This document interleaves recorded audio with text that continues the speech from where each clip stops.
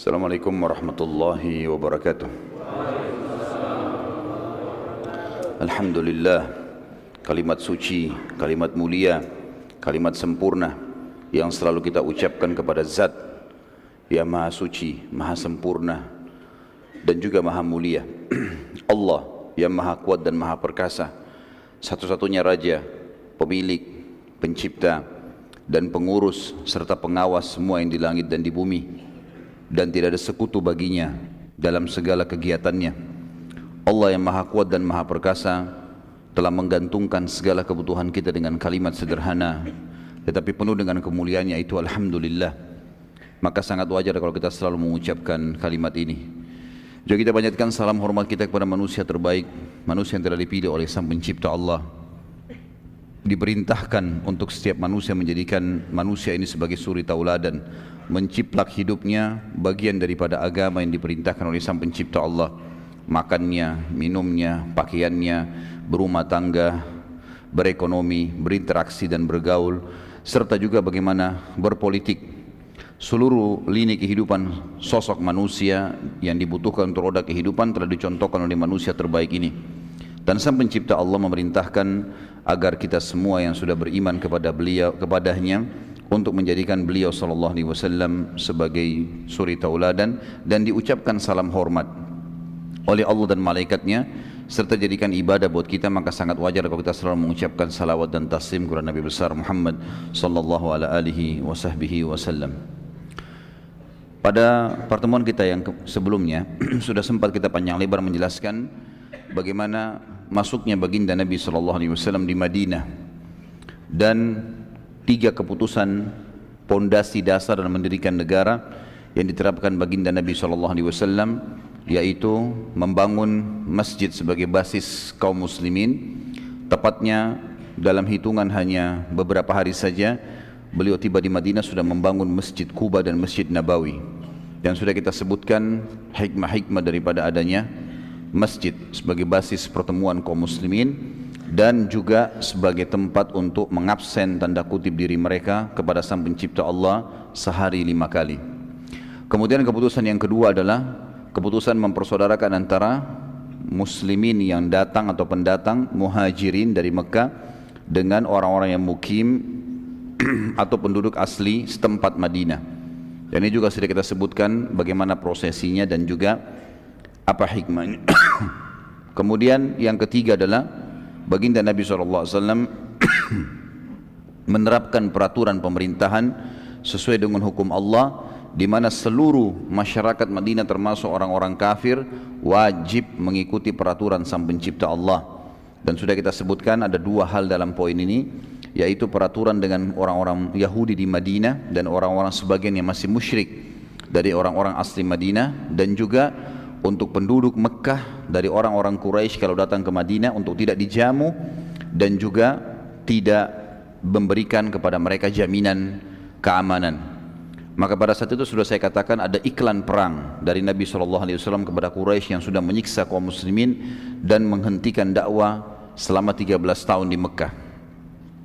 Juga sudah kita sebutkan teman-teman sekalian kejadian-kejadian besar yang terjadi sebelum perang Badr. Banyak sekali kejadian di tahun pertama Hijriah, menikahnya Nabi SAW dengan Aisyah, kemudian digenapkannya atau dilengkapkannya tata cara sholat seperti kita sekarang, yang tadinya cuma 2 rakaat semuanya, maka duhur ditambah 2, asar ditambah 2, maghrib ditambah 1, isya ditambah 2, dan itu juga di tahun pertama Hijriah. Juga dikumandangkan atau pertama diperintahkannya azan, karena memang azan belum ada di Mekah tapi terjadi di tahun pertama Hijriah. Kemudian juga meninggalnya As'ad bin Zurarah radhiyallahu anhu, sahabat Nabi yang mulia yang pertama kali mendirikan sholat Jumat. Dan ada beberapa kejadian-kejadian besar yang sudah kita sebutkan, termasuk diperintahkannya puasa Ramadan di tahun kedua dari masa hijrah Nabi SAW. Kemudian ada banyak peperangan-peperangan Nabi SAW atau upaya Nabi SAW bersama dengan sahabat yang Nabi SAW membentuk mereka dalam bentuk sariyah. Dan sariyah sudah saya bahasakan, setiap pasukan yang kurang dari 100 orang namanya sariyah. Dan Nabi SAW memiliki strategi perang yang seperti ini, sering mengutus 10 orang, 8 orang, 20 orang, pokoknya intinya di bawah 100 orang. Pasukan ini hanya untuk menyerang di waktu-waktu tertentu yang diperintahkan Nabi SAW, musuh walaupun jumlah mereka besar, dan ini banyak sekali yang berhasil, banyak sekali yang berhasil. Kemudian ada peperangan yang di atas 100 orang tapi beliau SAW tidak hadir, namanya Ma'rakah. Dan ada peperangan dihadiri Nabi SAW langsung di atas 100 orang, namanya Ghazwah. Dan sudah kita sebutkan semua panjang lebar contoh-contoh daripada peperangan-peperangan tersebut dan terjadi sebelum perang Badar. Malam ini teman-teman sekalian, semoga Allah berkahi, kita akan masuk ke perang yang sangat besar di dalam sejarah Islam dan sejarah dunia. Dikenal dengan perang kemenangan pertama dalam Islam. Walaupun sebelumnya ada peperangan-peperangan, tetapi Nabi SAW sempat menulis perdamaian dengan suku Dumrah, yang sudah kita jelaskan juga tadi untuk pada pertemuan kita, namanya dipimpin oleh Majdi. Dan juga suku Mudlij yang juga sempat menghadang pasukan Nabi SAW dan meminta perdamaian agar jangan mengganggu kafilah Quraisy. Kita sekarang teman-teman masuk di tahun 2 Hijriah di bulan Ramadan secara khusus. Begitu akhir Sya'ban di tahun 2 Hijriah, turunlah perintah untuk berpuasa Ramadan. Maka mulai 1 Ramadan, mulailah muslimin berpuasa wajib pada saat itu. Sebelumnya belum pernah ada perintah Ramadan. Jadi kurang lebih 14 tahun dari masa dakwah Nabi SAW belum ada perintah puasa Ramadan. Nanti di tahun 2 Hijriah. Maka para sahabat pada saat berangkat untuk perang di Badr, mereka dalam kondisi berpuasa. Telah sampai informasi kepada baginda Nabi SAW kalau ada kafilah Quraisy, dan sudah kita jelaskan kafilah itu kalau jumlah unta 3 ekor ke atas baru dikatakan kafilah. Dan kafilah Quraisy sudah kita jelaskan juga pada pertemuan kita yang sebelumnya, itu rata-rata di atas 1000 ekor unta, 1000, 1500 sampai 2500 sampai 3000, 4000 ekor unta. Kafilah dagang yang sangat besar. Nabi SAW sudah membentuk dari sebelum perang Badar ini banyak sekali sariyah-sariyah untuk menyerang kafilah Quraisy secara khusus. Karena ternyata orang-orang Quraisy mereka bejat sekali, terutama pimpinan-pimpinannya. Waktu kaum muslimin ditindas dan akhirnya mereka hijrah, maka para pimpinan kepala-kepala suku memperebutkan harta yang ditinggalkan oleh orang-orang kaya, termasuk hartanya Abu Bakar, hartanya Umar, hartanya Uthman, hartanya Abdurrahman ibn Auf, sahabat-sahabat Nabi yang kaya raya. Diambil semua harta-harta mereka, bahkan istri dan anaknya juga ada yang diambil. Maka Nabi SAW membentuk sariyah tujuannya untuk membalas itu. Sering terjadi penyerangan-penyerangan tapi belum berhasil. Tepatnya satu hari di bulan Ramadan, tepatnya di hari kedua Ramadan. Walaupun khilaf di antara ulama tentang hari ini, tapi ada pendapat yang mengatakan di hari 2 Ramadan. Jadi baru puasa sehari, terdapatlah informasi yang sampai kepada Nabi SAW, ternyata ada kafilah Quraisy yang sangat besar dari negeri Syam di utara Jazirah menuju ke Mekah dan melewati pinggir Madinah. Serta uniknya kafilah ini, dulu-dulunya sebelumnya kafilah selalu dikawal dengan 300 prajurit, 500 prajurit. Ini hanya dikawal dengan 40 orang. Padahal jumlah kafilah yang ada, unta-unta mereka dan harta yang mereka bawa itu lebih dari 2.500 ekor unta. Karena mereka anggap sebelumnya selalu berhasil, enggak pernah muslimin berhasil menyerang mereka, selalu lolos saja, gitu kan. Maka mereka merasa tentram. Dan uniknya juga kafilah ini, kebetulan sekali dengan hikmah Allah, semua harta muslimin yang dirampas oleh tokoh-tokoh Quraisy itu dikumpulkan menjadi satu, dipegang oleh Abu Jahal, oleh Abu Sufyan, Umayyah bin Khalaf, ya, Abu Lahab, banyak tokoh-tokoh Quraisy yang memang mengambil ini, harta ini. Lalu mereka menyatukannya di dalam satu kafilah ini. Jadi kafilah ini memang secara khusus adalah kafilah hartanya muslimin yang mereka rampas di Mekah. Nabi SAW dengar, dan kafilah dipimpin oleh Abu Sufyan. Waktu itu belum masuk Islam tentunya, karena masuk Islam nanti di pembebasan kota Mekah. Allah yang Maha Suci telah menentukan takdirnya pada saat itu, menyuruh Nabinya Muhammad SAW untuk keluar serang kafilah itu. Tetapi jangan iklankan ini sebagai sebuah peperangan untuk merebut kafilah dan mengembalikan hak muslimin. Maka diiklankannya pertama kali sariyah atau Ghazwah, peperangan dipimpin Nabi SAW untuk menyerang kafilah Quraisy yang digabung antara orang-orang asli Mekah Muhajir dan juga orang-orang asli Madinah Ansar. Kalau masih ingat tadi saya sempat jelaskan di pertemuan kita yang sebelumnya, Sariyah-sariyah yang diutus oleh Nabi SAW selalu dari orang-orang Mekah, supaya tidak ada masalah. Jangan nanti orang menilai, oh ini Muhammad sengaja menyerang untuk merampas. Padahal sebenarnya tujuannya Nabi SAW mengembalikan harta orang-orang Mekah. Tapi khusus pada saat ini diiklankan siapa yang mau ikut menyerang kafilah Quraisy termasuk orang-orang asli Madinah boleh. Maka terkumpullah bersama Nabi SAW waktu itu 313 orang. Banyak yang tidak ikut memang, jumlah masyarakat Madinah banyak, ribuan orang. Tapi karena ini pilihan, bukan sebuah kewajiban, maka akhirnya yang ikut tidak banyak. Allah Subhanahu wa taala di sini dikatakan oleh para ulama sirah, tanda kutip ya, mengatur sebuah strategi atau rekayasa tanda kutip, tapi positif ya. Sebuah strategi agar terjadi peperangan ini. Dan itu Allah sebutkan dalam surah Al-Anfal, surah nomor 8 ayat 5. A'udzu billahi minasyaitonir rajim. Kama akhrajaka rabbuka min baitika bil haqq. Kama akhrajaka rabbuka min baitika bil haqqi wa inna fariqam minal mu'minina lakarihun. Sebagaimana Tuhanmu telah menyuruhmu keluar pergi dari rumahmu hai Muhammad dengan kebenaran, padahal sungguhnya sebagian dari orang-orang beriman tidak menyukainya.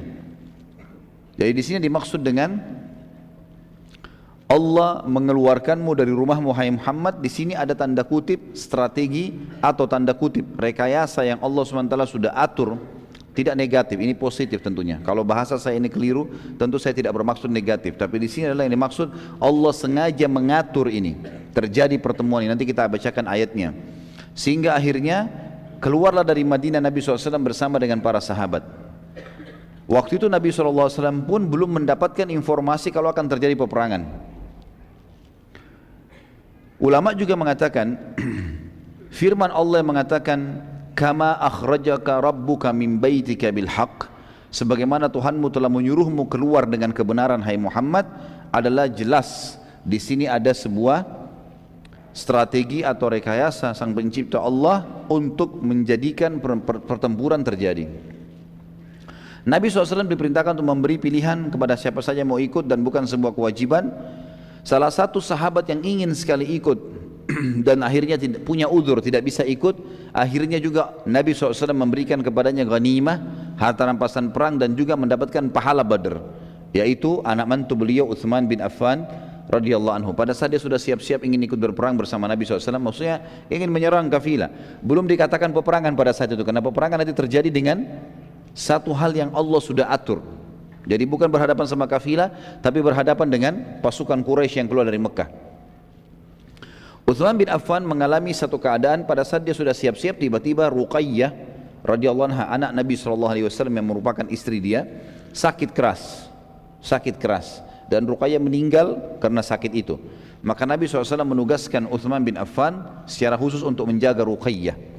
Jadi di sini bukan cuma karena menjaga istrinya, tapi menjaga anak Nabi SAW. Maka Utsman pun akhirnya tidak ikut. Tapi nanti kita akan lihat bagaimana Nabi SAW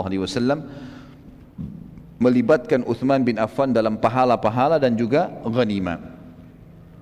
Sebelum jauh bicara masalah perang Badar, teman-teman sekalian, peperangan yang luar biasa pada saat itu, dan kita akan lihat bagaimana luar biasanya di sini campur tangan Allah yang sangat besar kepada jumlah muslimin yang sedikit yang akan melawan pasukan Quraisy. Jumlah mereka hanya 314 melawan 1000 orang pasukan Quraisy yang sangat kuat dan keluar dengan siap berperang.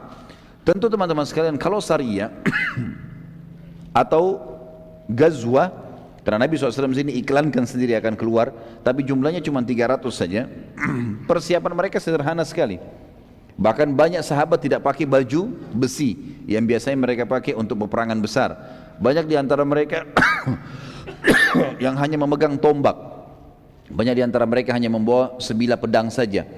Banyak di antara mereka cuma membawa beberapa anak panah. Yang tadinya mestinya kalau peperangan minimal memiliki 100 anak panah, 150 anak panah. Tapi ini hanya beberapa anak panah, 5-6 anak panah saja. Karena mereka anggap ini bukan peperangan, menyerang kafilah. Kafilah dijaga oleh 40 orang. Jumlah mereka 314 orang, gitu kan? Dalam pandangan mereka, kalaupun berhasil maka pasti menang. Sebelum membaca panjang lebar itu atau mengetahui tentang peperangan Badar yang mulia, Kita akan lihat dulu ada satu keajaiban yang terjadi, yaitu mimpi Atiqah binti Abdul Muttalib. Dan ini jarang sekali orang mengetahui tentang kejadian ini, padahal sebenarnya ini berhubungan sekali dengan perang Badr.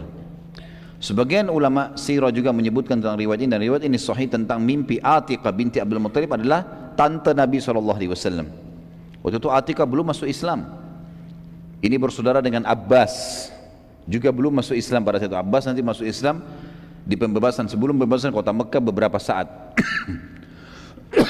Atiqah, teman-teman sekalian, 3 hari sebelum terjadi perang Badar sempat mimpi di Mekah. Dan mimpinya itu membuat dia ketakutan sekali. Karena pada malam itu Atiqah mimpi ada seseorang yang dia lihat datang dari kejauhan, kemudian naik ke atas sebuah bukit tinggi di Mekah. Kemudian orang itu teriak dengan suara keras menuju ke arah Mekah, dan suara itu masuk kepada semua rumah penduduk Mekah.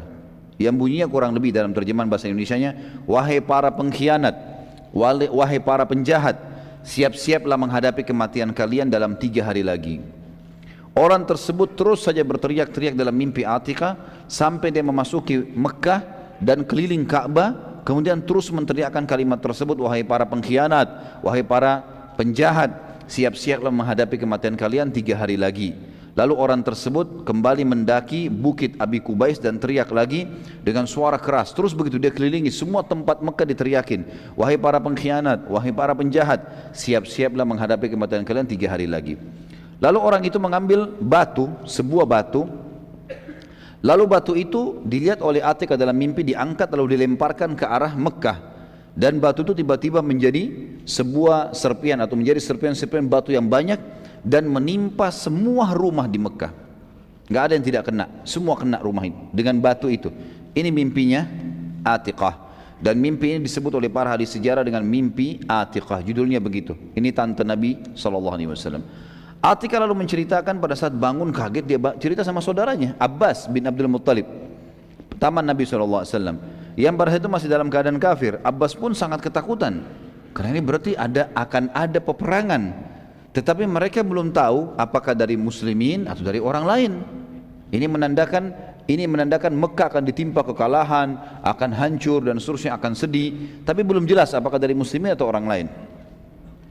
Pada saat itu Abbas pun mau menceritakan, takutnya nanti salah.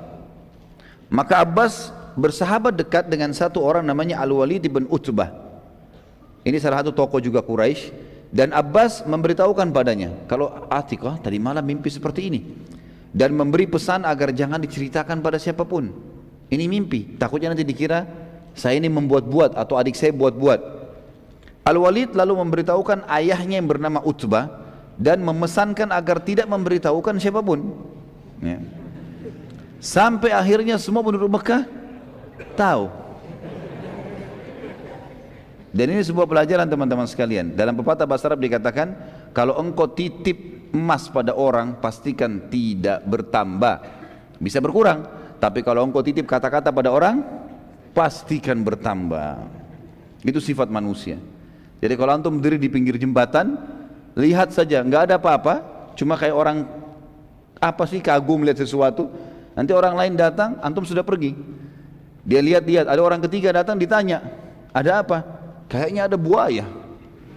Yang orang pertama nggak bicara apa-apa. Pergi orang kedua, orang ketiga nih lihat cari buayanya mana. Datang orang keempat, ada apa? Ada buaya putih.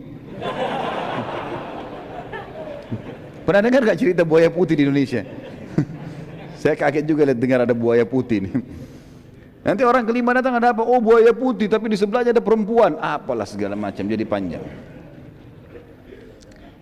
Abbas sebenarnya radhiyallahu anhu itu belum masuk Islam ya, tidak tahu kalau berita mimpi adiknya Atiqah telah tersebar.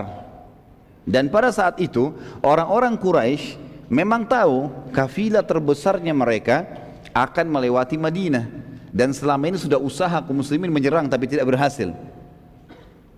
Lalu kemudian saat dia tawaf di Ka'bah keesokan paginya, tiba-tiba melewati majelis Quraisy yang satu sama lain saling berbisikan, di antaranya Abu Jahal, orang yang merupakan musuh besarnya Islam. Abu Jahal waktu itu sedang membicarakan mimpi Atiqah. Lalu Abu Jahal berkata kepada Abbas lagi tawaf, wahai Aba Fadl, nama anaknya Fadl, anak pertamanya, wahai ayahnya Fadl, bila engkau selesai tawaf, mampirlah ke majelis kami. Saat Abbas selesai tawaf, ia pun mampir di majelis Abu Jahal. Abu Jahal lalu bertanya, aku melihat cukup nabi yang berasal dari kalian, wahai suku Abdul Muttalib. Artinya sudah ada satu orang ngaku nabi, masa ada sekarang lagi yang mau mengaku nabi? Abu Jahal menyinggung, kenapa? Karena Atika mimpi kan, masa ada lagi Atika juga ngaku nabi? Kan sudah ada Muhammad nih, tapi dia singgung dengan bahasa dia. Aku melihat cukup satu orang saja ngaku nabi dari kalian, hai suku Abdul Muttalib. Abbas bertanya, apa maksudmu? Abu Jahal bilang, dulu seorang laki-laki yang bernama Muhammad, tentu kita mengatakan sallallahu alaihi wasallam, yang mengaku dapat wahyu. Sekarang ada juga perempuan mengaku dapat wahyu. Kata Abbas, apa maksudmu? Kata Abu Jahal, bagaimana dengan mimpinya Atiqah? Ini baru tadi malam diceritain, hari ini sudah sebar semua. Gara-gara titip kata-kata. Jangan ceritain orang ya. Jadi jangan antum pakai cara ini, percuma. Jangan ceritain orang, pasti sampai kemana-mana gitu. Abbas waktu itu coba memungkiri, dia mengatakan mimpi yang mana? Dia coba memungkiri, karena memang khawatir bila mimpi itu betul-betul terjadi, maka kalau mimpi itu tidak terjadi ya, maka akan tersebar di Quraisy kalau adiknya pembohong, dan makin besar tuduhan Quraisy kalau Muhammad pembohong, ini lagi tantenya pembohong. Maka Abbas bingung pada saat itu. Abu Jahal lalu berkata, bila 3 hari berlalu dan tidak terjadi apa-apa, maka aku akan menyebarkan tulisan bahwa suku Abdul Muttalib adalah paling pembohong dari suku-suku Arab yang ada.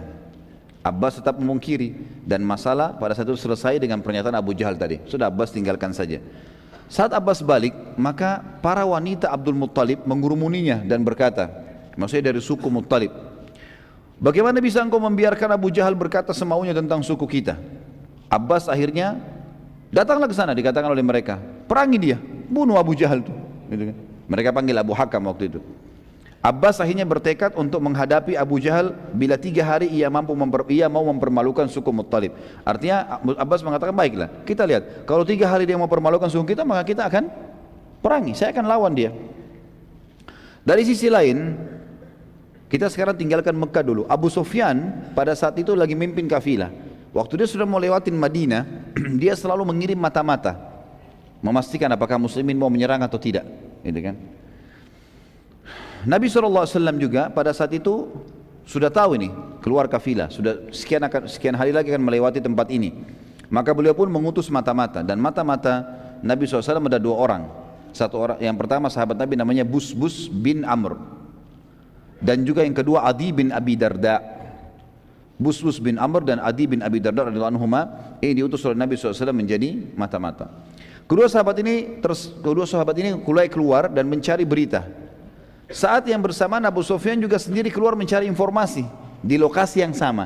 Jadi kafilah Quraisy lagi istirahat di dekat wilayah Badr itu, gitu kan, lagi istirahat. Maka Nabi SAW kutus mata-mata 2 orang ini. Jadi mata-mata ini juga istirahat di tempat yang sama, tanpa mereka tahu kalau ini ada kafilah Quraisy. Dua orang mata Nabi SAW, dan Abu Sufyan juga tidak tahu kalau mata-mata Nabi sudah sampai di situ. Dengan hikmah Allah terjadi begitu.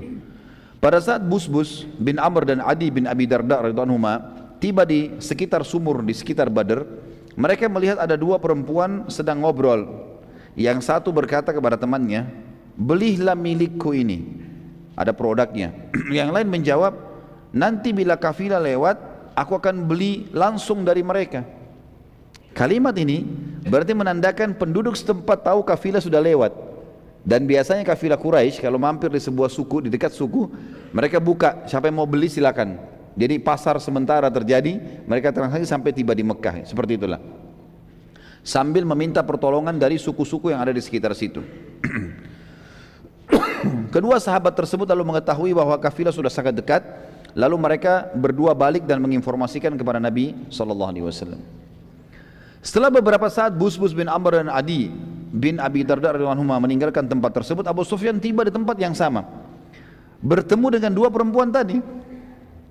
Lalu kemudian Abu Sufyan bertanya, apakah kalian lihat ada orang yang lewat di sini? Kepada perempuan ini. Keduanya menjawab, tadi ada 2 orang yang lewat tapi tidak berbicara dengan kami. hanya singgah sebentar lalu pergi dan kami tidak tahu kemana. Abu Sufyan lalu mendatangi tempat Busbus bin Amr radhiyallahu anhu dan juga Adi bin Abi Darda radhiyallahu anhu yang singgah tadi, kemudian menemukan bekas kotoran unta mereka. Dan Abu Sufyan menemukan di kotoran unta mereka, dikorek-korek, ternyata ada biji kurma. Di sini perlu diketahui teman-teman sekalian, ini dalam sekali pelajaran sirahnya ini kalau kita masuk ke dalam hal-hal yang seperti ini, karena banyak sekali strategi juga yang ternyata pada saat itu sudah terjadi dan luar biasa gitu. Abu Sufyan tahu sekali di antara semua suku Arab hanya orang-orang Madinah saja yang memberikan unta mereka makan kurma, yang lain tidak ada, makanya daun biasa. Karena kayahnya Madinah pada saat itu dengan kurma, dan kurma itu dianggap makanan elit ya, makanan manusia. Tapi karena banyaknya mereka berikan kurma kepada unta-unta mereka.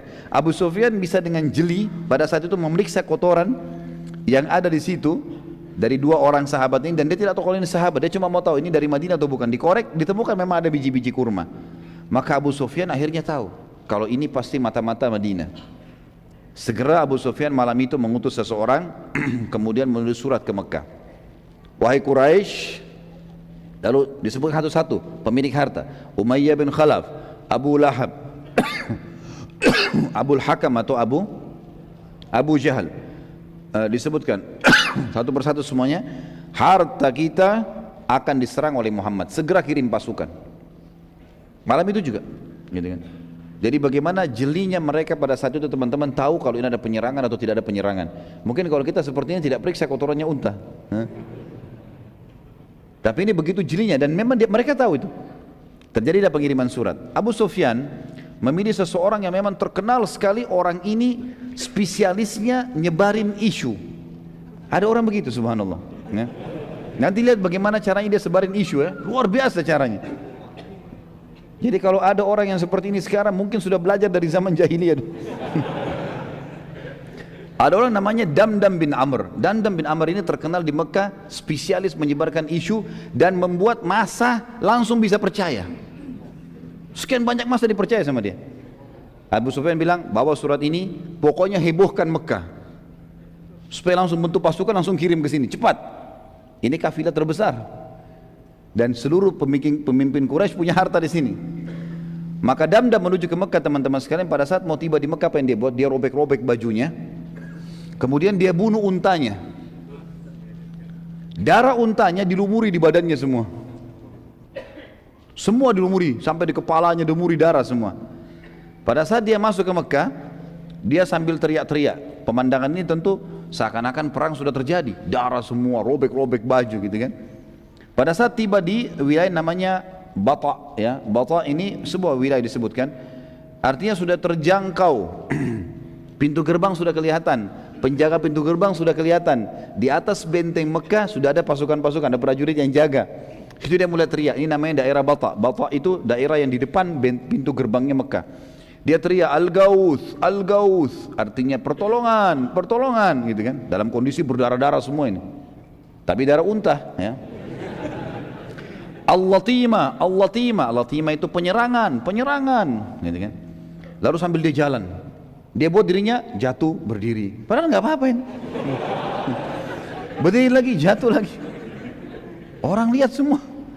Masuk pintu gerbang Mekah, teriak lagi Al-Gauth, Al-Gauth, Al-Latima, Al-Latima, pertolongan, pertolongan, penyerangan, penyerangan. Orang tanya, ada apa? Ada apa wahai Damdam? Dia tidak mau jawab. Dia nggak mau jawab, tetap aja dia jalan. Terus dia jalan, orang sambil dengar, dia terus teriak Al-Gauth, Al-Gauth. Orang Mekah akhirnya kumpul, makin banyak, makin banyak, makin banyak, sampai sudah kumpul semua. Dan dia berada pas di depannya majelisnya tokoh-tokoh Quraisy yang dikenal dengan Darun Nadwa. Teriak-teriak lagi Al-Gauth, Al-Gauth, Al-Latima, Al-Latima, teriak-teriak begitu terus ya. Maka pada saat semua sudah kumpul maka orang-orang tokoh Quraisy yang bertanya, wahai Damdam, ada apa? Dan mereka tahu Damdam ini ikut dengan Abu Sufyan. Mereka tahu ini adalah ikut sama kafilah Abu Sufyan. Dan kebetulan Damdam pada saat itu salah satu dari 40 orang prajurit yang sedang mengawal kafilah. Kalau tidak salah memang dia juga pimpinan dari 40 pengawal itu gitu kan. Maka dia pun akhirnya teriak-teriak, lalu dia mengatakan, penduduk Madinah dan Muhammad sudah menyerang Bukan dia bilang baru persiapan ya, sudah menyerang kafilah. Gitu kan? Kalau kalian tidak berusaha menolongnya secepat mungkin, maka dipastikan harta kalian habis semua. 2.000 maaf, 2.500 atau 3.000 ekor unta semuanya pasti akan habis.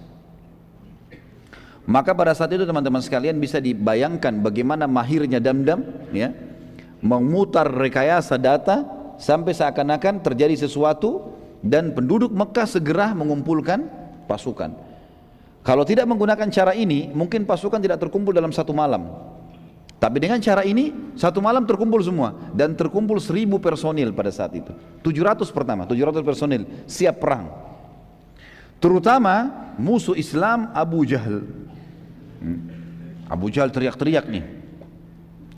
Kemudian dia teriak-teriak untuk memanggil seluruh kepala suku memerang, kirim pasukan kalian. Sedikit kita selipkan kisah teman-teman, kisah tentang Abu Lahab dan Umayyah bin Khalaf di sini. Abu Lahab adalah paman Nabi SAW, paman kandung, ya, saudaranya Abbas, saudaranya Abdullah, ya kan, paman kandung Nabi SAW. Tapi dia membenci Islam dan sudah pernah kita jelaskan ada dua paman Nabi SAW yang mencapai masa kenabian, masih hidup dan mereka beriman. Itu adalah Hamzah dan Abbas radhiyallahu anhum majma'in. Ada dua paman Nabi yang sampai masa kenabian tapi tidak beriman. Itu adalah Abu Lahab dan Abdul Muttalib. Abu Lahab ini teman-teman sekalian, pada saat dia tahu hartanya banyak di situ, tapi karena dia merasa dia nggak perlu ikut, dia mau jaga Mekah, khawatir terjadi nanti peperangan benar, kemudian pasukan kalah, maka ini kesempatan dia menjadi pemimpin di Mekah. Dia kebetulan pernah mengutangkan uang kepada seseorang, dan dia berkata kepada orang itu, kalau kau mau utangmu lunas, maka keluarlah mewakiliku. Bilang aku mewakili Abu Lahab untuk keluar berperang. Maka orang itu pun setuju. Akhirnya orang tersebut pergi mewakili ya, Abu Lahab. Kemudian kisah yang unik adalah Umayyah bin Khalaf. Siapa Umayyah bin Khalaf ini teman-teman sekalian? Umayyah bin Khalaf ini sahabat dekatnya Abu Jahal, sahabat dekatnya Abu Lahab, tokoh Quraisy. Ada kisah dulu dalam riwayat Bukhari disebutkan. Umayyah bin Khalaf ini bersahabat dekat dengan satu orang dari Ansar, dari asli Madinah, namanya Sa'ad bin Mu'adz radhiyallahu anhu. Ini Sa'ad bin Mu'adz pimpinan suku Khazraj, ya, terkenal sekali. Yang pada saat dia meninggal, singgasananya Allah, arsy-nya Allah goncang. Sa'ad bin Mu'adz ini bersahabat sama Umayyah bin Khalaf, sahabat dekat. Pada saat itu teman-teman sekalian, Sa'ad bin Mu'adz radhiyallahu anhu pernah, ini sebelum kejadian ini ya, jauh sebelumnya, waktu muslimin sudah pada hijrah ke Madinah, di tahun pertama Hijriah, beliau pernah lewat di Mekah dan ingin tawaf. Tapi Mekah sudah tidak bisa orang Islam masuk, kalau masuk bisa dibunuh. Cuma dia kepala suku, dia suratin dari luar Mekah, Umayyah bin Khalaf, sahabat dekatnya. Umayyah bin Khalaf ini kalau datang ke Madinah bertamu di rumahnya Sa'ad. Kalau Sa'ad ke Mekah jadi tamu di sahabat dekat. Dua-duanya pemimpin suku, ini di Mekah, ini di Madinah, dan dua-duanya orang kaya raya. Maka Umayyah mengatakan, masuk saja, saya akan lindungi kamu. Masuklah Sa'ad bin Mu'adz menjadi tamu di rumahnya Umayyah bin Khalaf. Begitu jadi tamu teman-teman sekalian, kata Sa'ad, wahai Umayyah, beritahukan kepada saya kalau Ka'bah kosong. Kapan kosong? Tidak ada orang tawaf, orang Mekah, saya mau tawaf. Malam hari nggak apa-apa. Karena pada zaman itu teman-teman sekalian, orang-orang Quraisy banyak yang tawaf sambil telanjang. Dan mereka bersiul serta bertepuk tangan. Dalam Al-Quran dikatakan muka'an wa tasdiyah. Jadi mereka mengubah zikir-zikir dan doa dengan tepuk tangan dan bersiul. Terlebih lagi mereka tawaf dengan telanjang. Dan kita tahu nanti dalam sirah kita dijelaskan panjang lebar tentang mereka akan meninggalkan tawaf telanjang itu setelah pembebasan kota Mekah, gitu kan? Maka saat tidak mau tawaf pada saat itu, kata Umayyah, baiklah. Umayyah kumpul sama teman-temannya dan dia tidak cerita nih, dia cerita sama Abu Jahal sama Abu Lahab kalau ada tamu saya Sa'ad, karena mereka benci dengan penduduk Madinah, gitu kan. Pada malam hari Umayyah pulang ke rumahnya, dia mengatakan sudah tidak ada orang. Hai Sa'ad, ayolah kalau kau mau tawaf saya temani. Masuklah keduanya di Ka'bah mau tawaf. Begitu tawaf datang Abu Jahal. Abu Jahal tanya, wahai Umayyah, siapa yang bersama kau ini? Kata Umayyah, ini Sa'ad bin Mu'adz, pimpinan Khazraj, suku yang besar di Madinah, terkenal dengan kekuatan perangnya, memang terkenal juga. Kata Abu Jahal, Sa'ad ibn Mu'ad, pimpinan Madinah, demi Allah kau tidak akan keluar dari Mekah hidup. Gitu kan. Berani benar kau masuk di sini. Gitu kan. Kata Sa'ad, wahai Abu Jahal, kalau kau berani sentuh saya akan lawan kamu. Saya bukan orang biasa, kepala suku juga gitu kan. Saya akan lawan kamu. Dan kalaupun saya terbunuh, kau pikir sukuku akan tinggal diam? Mereka akan serang Mekah dan menghabisi Quraisy. Mereka mati atau Quraisy yang mati? Kata Abu Jahal, demi Allah kau tidak akan bisa. Kata Sa'ad, demi Allah bisa. Ribut nih, dua orang berantem mulut. Umayyah bin Khalaf di tengah-tengah. Dia lihat ke sebelah kirinya Abu Jahal, sahabatnya, pimpinan Mekah. Dia lihat sebelah Sa'ad bin Mu'ad, sahabatnya. Tapi ini muslim, ini kafir kan, seagama dengan dia. Dalam riwayat Bukhari dikatakan jiwanya Umayyah cenderung kepada Abu Jahal. Maka dia bilang kepada Sa'ad, wahai Sa'ad, jangan kau angkat suaramu di depan Abu Hakam, karena dia pemimpin lembah ini, dia raja kami, gitu loh. Sa'ad kepala suku, ini sahabatnya, tadi berikan jaminan, kenapa bukan membela, ya kan gitu. Maka kata Sa'ad, wahai Umayyah, mulai sekarang tidak ada hubungan lagi sama kita. Dan perlu kamu tahu, ini informasinya, perlu kamu tahu, kalau Nabi kami Muhammad SAW sudah menginformasikan kami akan membunuhmu nanti. Jadi ada hadis yang disebutkan Nabi jauh sebelum perang Badar, kalau kami akan membunuhmu nanti, tapi tidak dijelaskan di mana. Umayyah waktu itu kaget. Dia lagi pegang sebuah benda, jatuh bendanya. Dan Umayyah ini sekali lagi kafir dengan risalah Nabi SAW. Tapi dia tahu Nabi jujur. Apa dia bilang? Apakah Muhammad menjelaskan? Apakah Muhammad menjelaskan di mana aku akan dibunuh? Kata Sa'ad, tidak ada informasi. Tapi kami akan membunuhmu, itu pasti. Gitu kan? Maka pada saat itu teman-teman sekalian, dalam riwayat yang dikatakan Umayyah pun bingung. Maka Umayyah meninggalkan dua-duanya, pulang ke rumahnya. Rupanya karena Umayyah pergi, Abu Jahal takut juga. Enggak jadi berantem nih. Abu Jahal tinggalkan juga. Sa'ad bin Mu'ad pulang ke Madinah. Karena enggak jadi pertengkaran, dia sudah pulang gitu kan. Pulang ke Madinah. Umayyah bin Khalaf dinukil riwayat oleh beberapa orang sahabat yang waktu itu memang masih ada di Mekah, belum masuk Islam, menyaksikan Umayyah waktu pulang ke rumahnya sambil dia ngomong sendiri di jalan. Dia mengatakan, demi Allah Muhammad tidak pernah dusta. Pulang ke rumahnya, dia bilang sama istrinya, wahai istriku, apakah kau tahu apa yang diberitakan Sa'ad kepadaku malam ini? Kata istrinya, tidak. Apa itu? Istrinya juga kafir gitu kan. Dia bilang, Muhammad menginformasikan kepada pengikutnya, sahabatnya, kalau mereka akan membunuhku. Apa kata istri Umayyah? Orang kafir nih. Demi Allah Muhammad gak pernah dusta. Ini luar biasa nih pengakuan mereka tentang kejujuran Nabi SAW. Demi Allah Muhammad gak pernah dusta. Tapi apakah ada informasi di mana kau akan dibunuh? Dia bilang, saya sudah tanya kepada Sa'ad, tapi Sa'ad bilang tidak ada informasi dan tidak jelas kapan. Tapi istriku, saya pastikan pada kamu kalau saya tidak akan keluar dari Mekah. Pokoknya saya akan di sini teruslah. Saya nggak akan keluar dari Mekah. Baik, ini teman-teman sekalian, kejadian ini 3 bulan sebelum kejadian penyerangan, akan terjadi penyerangan kafilah Quraisy. Jadi Umayyah bin Khalaf ini berpegang terus pada kejadian itu. Waktu Abu Jahal keliling motivasi orang Mekah, ayo pasukan, ayo berkumpullah, peranglah, harta kita akan diambil. Terkumpul 700 orang. Setiap suku punya 100 orang. Umayyah bin Khalaf, ada 7 suku bergabung. Umayyah bin Khalaf ini punya suku teman-teman di Mekah, pas prajuritnya paling banyak 300 orang. Umayyah duduk depan Ka'bah. Pasukannya 300 duduk depan dia. Enggak ada yang ikut nih. Abu Jahal lewat. Abu Jahal bilang, wahai Umayyah, kenapa kau tinggal di sini? Kenapa enggak gabung? Ayo bergerak, hartamu juga ada di situ, akan diambil. Kata Umayyah apa? Wahai Abu Hakam, apa kau lupa ceritanya Sa'ad bin Mu'ad?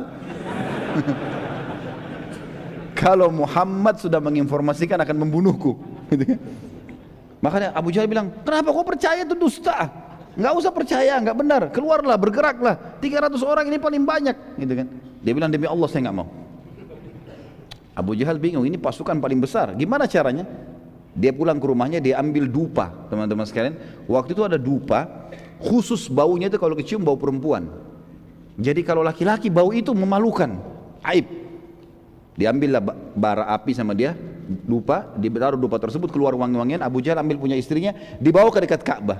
Lalu dia permalukan Umayyah di depan pasukannya. Dia bilang, tatayyab ya Umayyah. Nih, pakai minyak wangi nih, hai Umayyah. Umayyah tahu ini bau perempuan.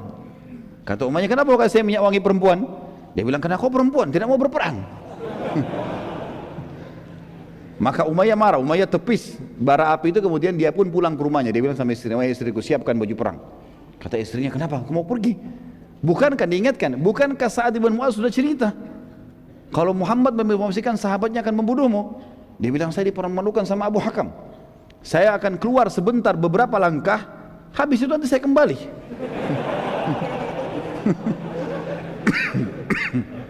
Maka yang terjadi teman-teman sekalian, pada saat itu istrinya pun menyiapkan. Subhanallah, setiap kali pasukan Quraisy yang 1000, terkumpul 1000 akhirnya kan, setiap kali istirahat menuju ke Madinah, menuju ke Badr, setiap kali istirahat Abu Jahal selalu datang pertama ke Umayyah. Wahai Umayyah, kau berdiri duluan, dijaga sampai tergiring ke perang Badr. Dan nanti kita akan ceritakan terbunuhnya dia di perang Badr. Ini salah satu mukjizat baginda Nabi sallallahu alaihi wasallam. Jadi Sa'ad bin Mu'adz radhiyallahu anhu adalah pimpinan suku Aus dan bukan Khazraj. Tadi saya sempat sebutkan suku Khazraj, tapi dia adalah pimpinan suku Aus. Kemudian ada juga riwayat lain menyebutkan waktu Abu Jahal mengancam Sa'ad radhiyallahu anhum, mengancam bahwasanya berani benar kau masuk ke Mekah dan seterusnya, dan kau demi Allah tidak akan keluar dari Mekah dalam kondisi hidup. Maka Sa'ad mengatakan, kalau kau berani menyentuhku, aku akan menghilangkan sesuatu yang lebih kau cintai dari nyawamu sendiri.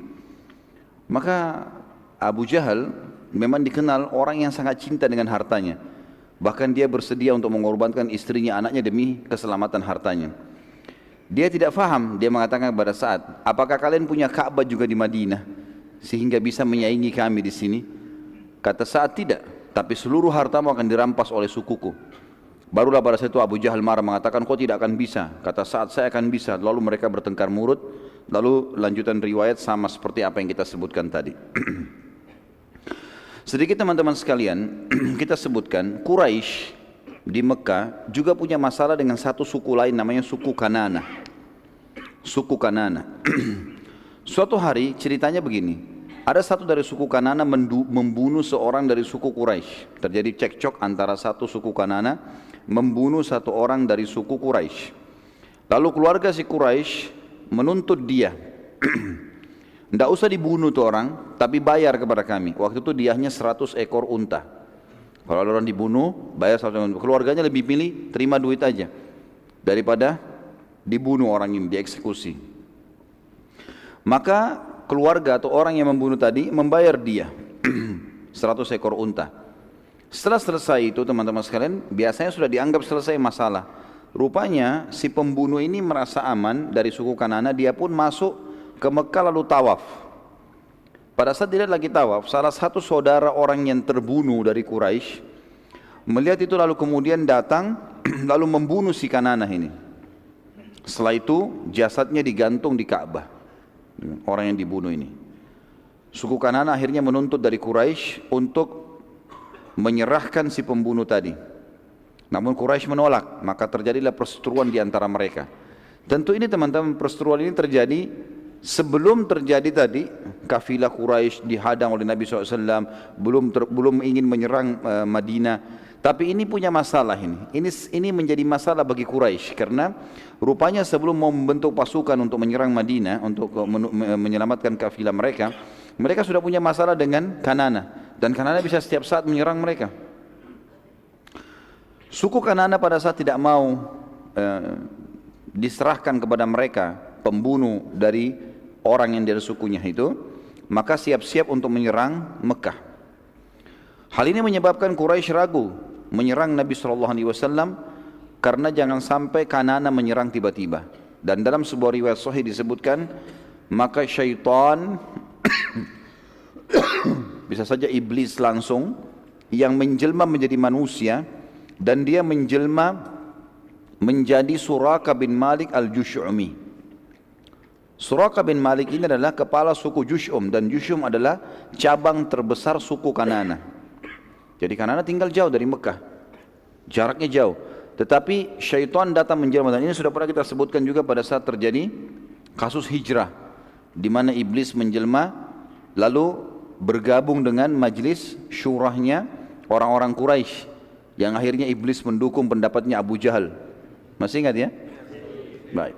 Walaupun 3 orang yang jawab tidak apa-apa lah. Berarti yang lain lupa ini. Akhirnya teman-teman sekalian, syaitan menjelma jadi Suraka bin Malik Al-Jushumi. Nanti ini masuk Islam orang ini. Dan Suraka bin Malik ini yang sempat mengejar Nabi SAW waktu hijrah, yang akhirnya kudanya tenggelam, dia jatuh, dia dapat surat jaminan dan seterusnya. Syaitan menjelma jadi dia, kemudian bergabung di majelis syurahnya Quraisy. Lalu dia berkata, tidak usah kalian ragu, aku yang memberi jaminan kalian dari suku Kanana. Kanana tidak akan menyerang kalian. Padahal ini suku Kanana sudah siap-siap memang mau menyerang gitu.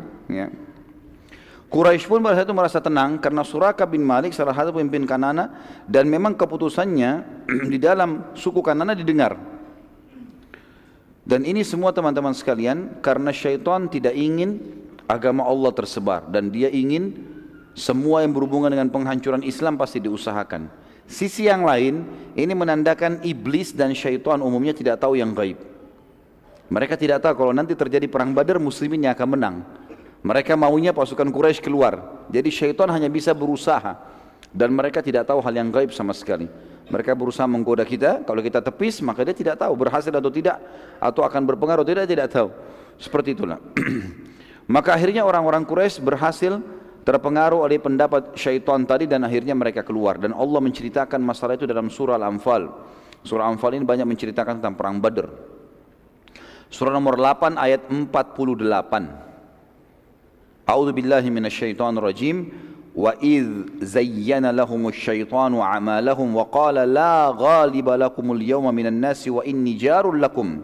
فلما تراءت الفئتان نقص على عقبيه وقال إني بريء منكم إني أرى ما لا ترون إني أخاف الله والله شديد العقاب.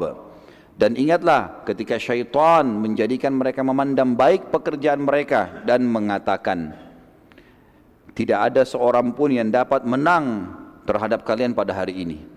Maksudnya tadi ini cerita tentang syaitan yang menjelma jadi Suraka bin Malik memotivasi Quraisy untuk menyerang Nabi SAW. Maka syaitan berkata, tidak ada seorang manusia pun yang bisa menang terhadap kalian pada hari ini, dan sungguhnya saya ini pelindung kalian.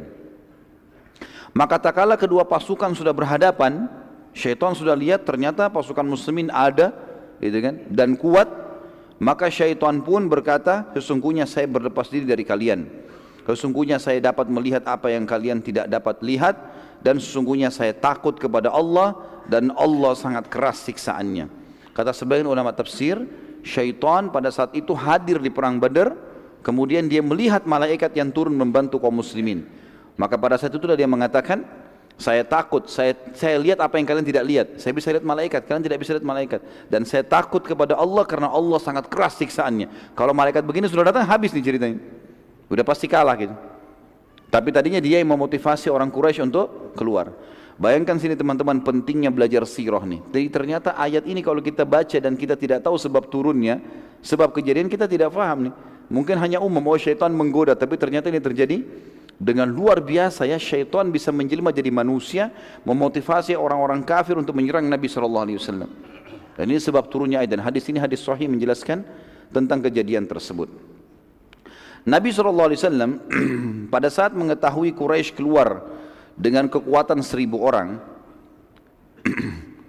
beliau SAW mengetahui kekuatan pasukannya hanya 313 orang, 314 dengan beliau SAW. Jadi ini cuma 30% dari kekuatan orang Quraisy kurang lebih.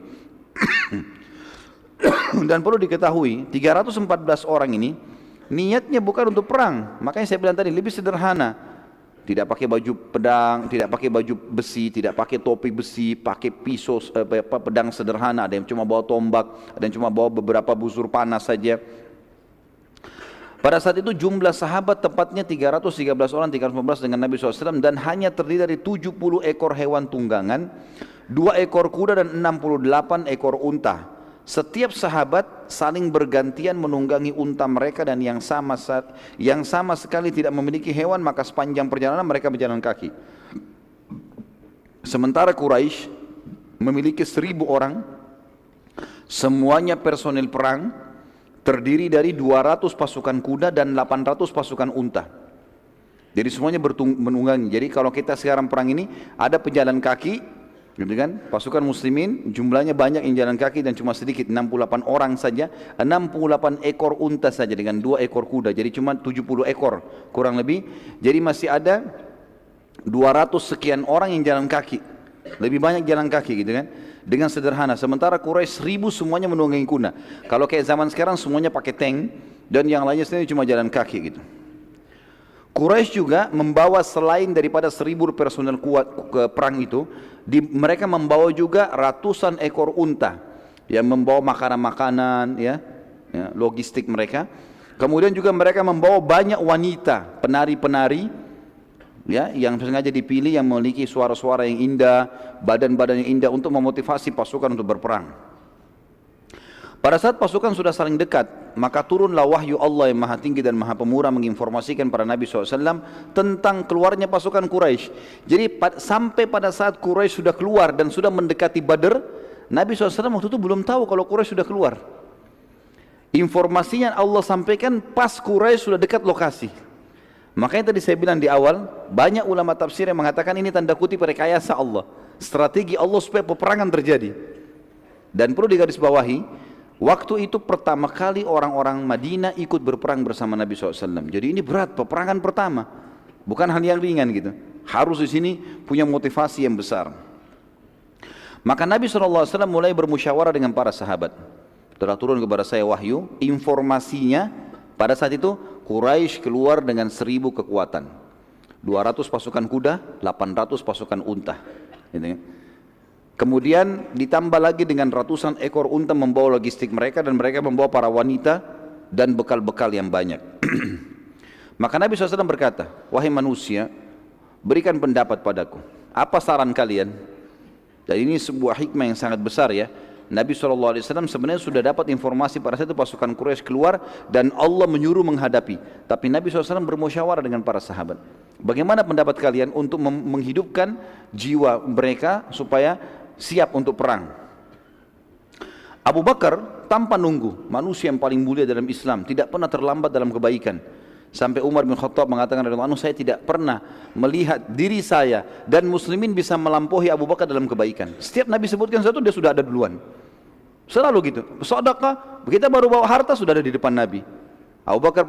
Umar pernah bawa setengah hartanya, datang ke masjid. Nah, waktu Nabi bilang jihad, sedekah, lalu dia kaget, Abu Bakar sudah ada. Padahal dia sudah bilang, waktu Nabi bilang jihad, saya hari ini akan dahului Abu Bakar.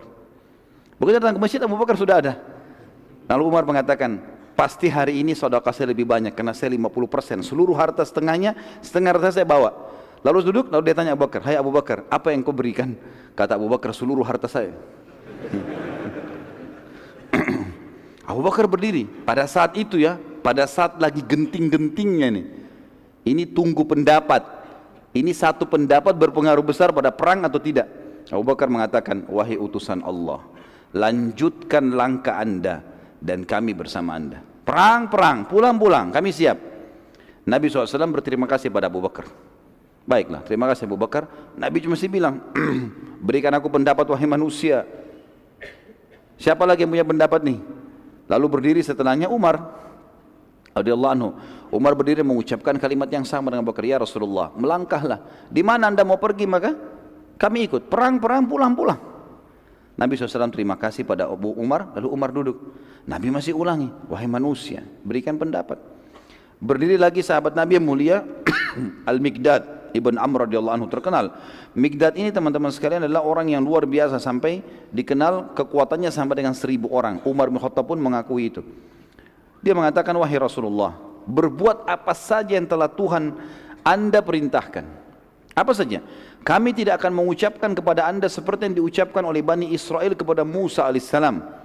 Dalam surah Al-Ma'idah, surah nomor 5 ayat 24. waktu Musa alaihissalam diperintahkan Allah suruh Bani Israel itu, waktu selamat dari kejaran Fir'aun, serang Palestina, rebut Palestina itu. Rupanya mereka tidak mau, orang-orang Yahudi. Apa kata mereka kepada Musa? Mereka berkata, surah Al-Ma'idah, surah nomor 5 ayat 24, A'udzubillahi minasyaitonirrajim, qalu ya Musa, inna lan nadkhulaha abadan ma damu fiha, fadhhab anta wa rabbuka faqatila innaha huna qaidun. Mereka berkata, hai Musa, ini termasuk sahabat-sahabat Musa ya, berkata pada saat itu, Kami sekali-kali tidak akan memasuki Palestina selama-lamanya. Karena selama mereka ada di dalam Palestina rupanya ada orang-orang yang asli turunan Yaman, mereka postumnya kuat-kuat, tapi mereka waktu itu menyembah berhala. Orang-orang Yahudi tidak mau masuk sana. Apa kata mereka? Pergilah kamu berdua dengan Tuhanmu, hai Musa, perangi, kalau menang beritahukan kepada kami.